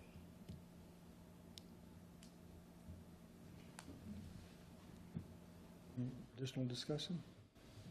I'm thinking about the long, long lines at Cookout. And Cookout has a lot more parking area. And even that gets in the way of all the other traffic in that huge parking lot. So I would hope this would be a successful business, but on the other hand, if it's successful, it may end up looking like Cookout, all wrapped up and somehow spilling into Ardmore, spilling into the surplus area, the university. I would love to see a kind of holistic vision for this. I think if you know anything about what's in what's it called, University, what's the shopping center called? First and Main? Market. Blacksburg Square? Blacksburg Square. The university is renting spaces there. There's it's about to change. It's got to change at some point. Maybe the foundation should buy it. I don't know, but it seems like there isn't any consideration for what's on either side of this, even though the owner, the applicant, owns that part of the other side. I do have concerns with the Ardmore, but I feel like the Cookout is not a comparable analogy. I mean, the appeal of, it's usually meal times or late night when you see those lines at Cookout, and I don't feel like this has the same draw. I do have some questions about how close it is to another house, and I would actually have to I feel like I need a better visual than what we have of the buffer to the houses that are right there, and then the impact on Ardmore Street. I wish I'd driven down there, but I didn't. I would just second to me, the adverse impacts outweigh the positives, and the sort of contrary to the comprehensive plan. I'm really struck by the car-centric component. I'd love to, I mean, it'd be great to have a little coffee shop where people could come and gather there. It's a great spot. But this seems to me, and I would add the off-site water remediation as a negative. There just seem to be too many negatives and not enough of a positive in terms of what we're hoping to see there. So a lovely sit-down coffee shop would be great, where people could gather in some green space. But the people, not cars part, and the emissions, and then this negative impact on the neighbors feels to me problematic, so I can't support it either. So just the counterpoint to some of those, this is somewhat similar to the sheets, and the comprehensive plan does clearly map this out with several overlays, being a high-intensity mixed-use district. And this is the place in town where, if we're going to do these things, this is where it's supposed to be happening, or one of the very few places that it's supposed to be happening. So, the CUP really is a look to see if the stresses from doing it are beyond reasonable for the neighborhood areas outside of the mixed-use area. So we have a little bit of conflict in that we have some residential areas in what has been designated as an area for being different from that. But I think, in my view, I see it very much as the sheets. We're not here to evaluate business plans and as to whether You know, there were, like when we were talking about Sheets, people said we had enough gas stations. That's not for us to decide, enough gas stations. That's for the business to decide. That's a business commercial decision. It's does this use fit the area? And I think in a very simple standpoint, it does. Anything further? It's all been said. All been said. Wonderful. And we'll vote. All those in support of the application? All those opposed? Thank you. We'll move on to our last and final public hearing, which is zoning ordinance amendment no, that's been canceled. Right-of-way 24-1, ordinance 2055, a request to vacate approximately 114,464 square feet of unbuilt right-of-way at the end of Progress Street by James Taylor, Balzer and Associates, on behalf of S&S Construction and CC&B Development. And we have a staff presentation by Collie Casper. This is a right-of-way vacation request for the end of Progress Street Northwest by S&S Construction and CCB Development. It is approximately 114,000 square feet, and the current use is vacant or undeveloped. A little bit of background, this is related to a previous subdivision preliminary plat that you all saw last year for Northside Park, Section 12. The revisions to that preliminary plat made it a 55-lot layout, which included relocation of the existing unbuilt Progress Street right-of-way that we're talking about. The plat was approved by Planning Commission through that preliminary plat process in June of 2023. And this is also maybe should be thought of more as a relocation of right-of-way because it does include a vacation of existing right-of-way, but it also includes dedication of about 138,000 square feet to relocate that existing Progress Street. The existing conditions, there is an asphalt trail that's adjacent in this area. It's also vacant with mixed vegetation. And as I mentioned, it is an unbuilt street, and there are also utilities in the vicinity. This is an aerial image showing the area. It does just show the area highlighted in blue. This is the portion that we're talking about. You can see from the aerial that it is unbuilt. This image just shows the existing right-of-way kind of running along the main portion of the screen. It does also identify several utility easements that do exist and would also be vacated as part of this process. And this shows the proposed relocation. You can see the right-of-way kind of increases in length. It does include kind of a more significant S-curve and does also include relocation of the trail to the, I would say, plan south on this sheet here would show the trail relocation as part of the right-of-way. This one's a little bit hard to see, but it does indicate both the existing right-of-way kind of cutting through the middle of the screen, and then again the deeper S-curve showing that proposed relocation. Right-of-way vacations are evaluated with the criteria provided here on the screen. This was also included as an attachment to your staff report, and I'll go through the findings related to these criteria next. Relocation will maintain the future transportation connection that's envisioned in the comprehensive plan. Again, this is more of a relocation rather than a change to any connectivity. So both portions of the terminus will still connect to that future Progress Street right-of-way on one end and then to existing Progress Street on the other end. There is an existing asphalt trail, as I mentioned. It will be relocated, and that would still be in conformity with the Paths to the Future map, which is also a part of the comprehensive plan. The dedication of the new right-of-way does serve the same purpose as the existing right-of-way, so there's not a loss there. And there would be no payment for the area because the area that's to be dedicated exceeds the area that's being vacated. So in some other vacations, we've seen payment as part of that. because it is the town giving up property, but in this case, we'll have a greater area dedicated. With respect to utilities and easements for water, there is an existing public water line that serves the existing pump station in this area.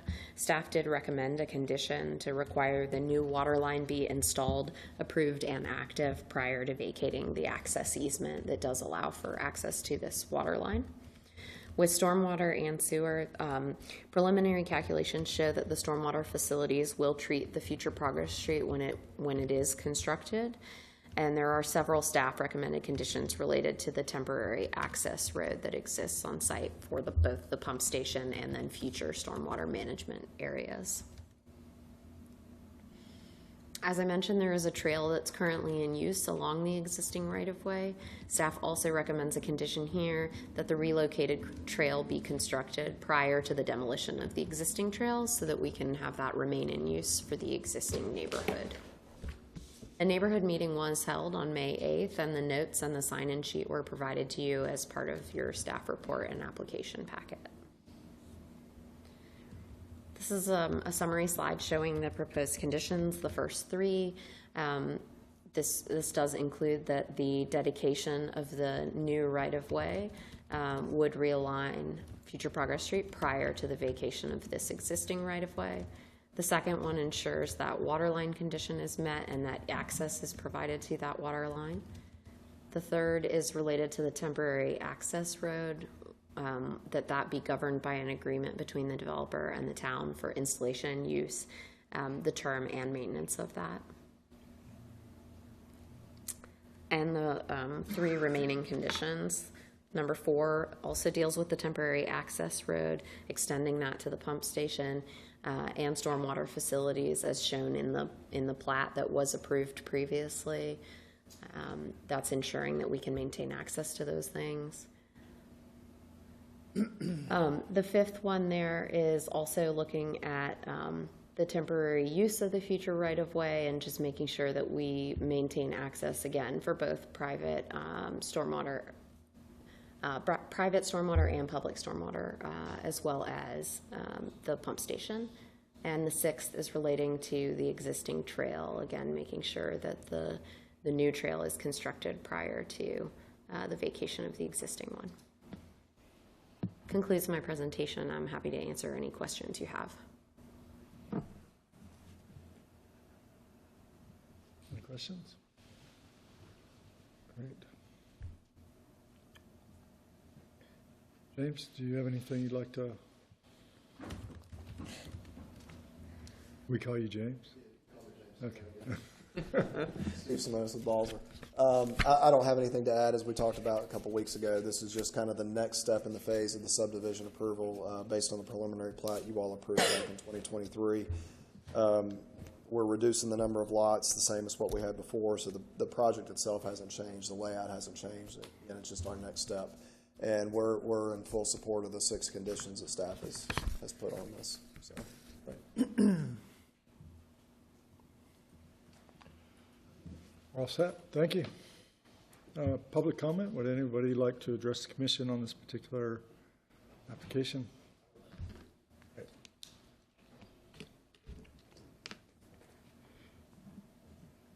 Planning Commission. I want to talk about just like this place that was just talked about, and I get that it's Progress Street. Yeah. Okay. Wonderful. Thank you. Exactly. Okay. So I just want to make sure you weren't referring to the previous public hearing.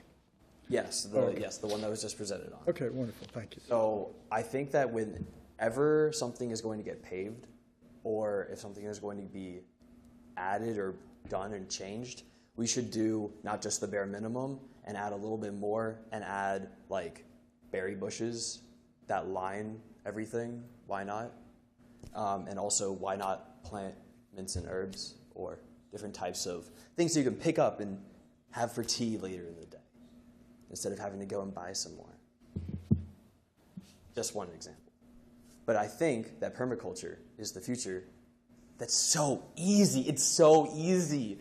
Okay, you know how easy it is one blackberry bush, one sapling, costs $15. And you know how much it costs to not mow the lawn? It's negative. It's negative to not mow the lawn because it's already a cost. So, the same people that are mowing the lawn, you get them to take care of the blackberry bushes. So, it's just a little bit more expense to put the blackberries in, or the raspberries, or whatever.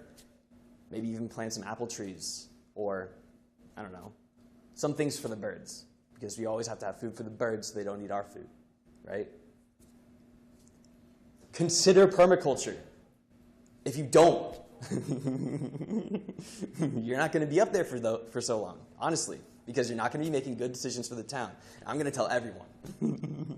So please, consider permaculture. Thank you. Actually, no, I still have more time. So there's like, especially with the trails, you should be putting fruit trees and stuff there for the people that are running by. And for access roads, for places with large expanses of grass, you should totally plant trees, and especially if it's built on a hill, because it looked like an S. Pretty sure it's a hill. There was no elevation graph on there. I did not see an elevation graph. So you should be planting trees, especially ones that sequester carbon. And I didn't mention this last time. If you sequester carbon, you get money from the government. Isn't that great? And if you're not doing it, it's potential loss. So it's already a poor business decision to not be planting fruit and food for people. Thank you. Any further public comment on this? Any further public comment on this hearing? All right. Hearing none. Applicant, okay. Motion and discussion. Do we have a motion? I move Planning Commission recommend approval of ROW 24-1 Ordinance 2055 with staff conditions as presented. Second. Okay, great. Any Sorry, discussion? I didn't catch the second. Oh, there's several. You're blaming that one? Okay. Susanna's fault. Any discussion? All right. Hearing none, we'll vote on the motion on the dais. All those in favor of the motion? Aye. Great. We'll move on to citizen comment. Hearing none. Move on to unfinished business, zoning ordinance review committee. We have not met. Historic or design review board.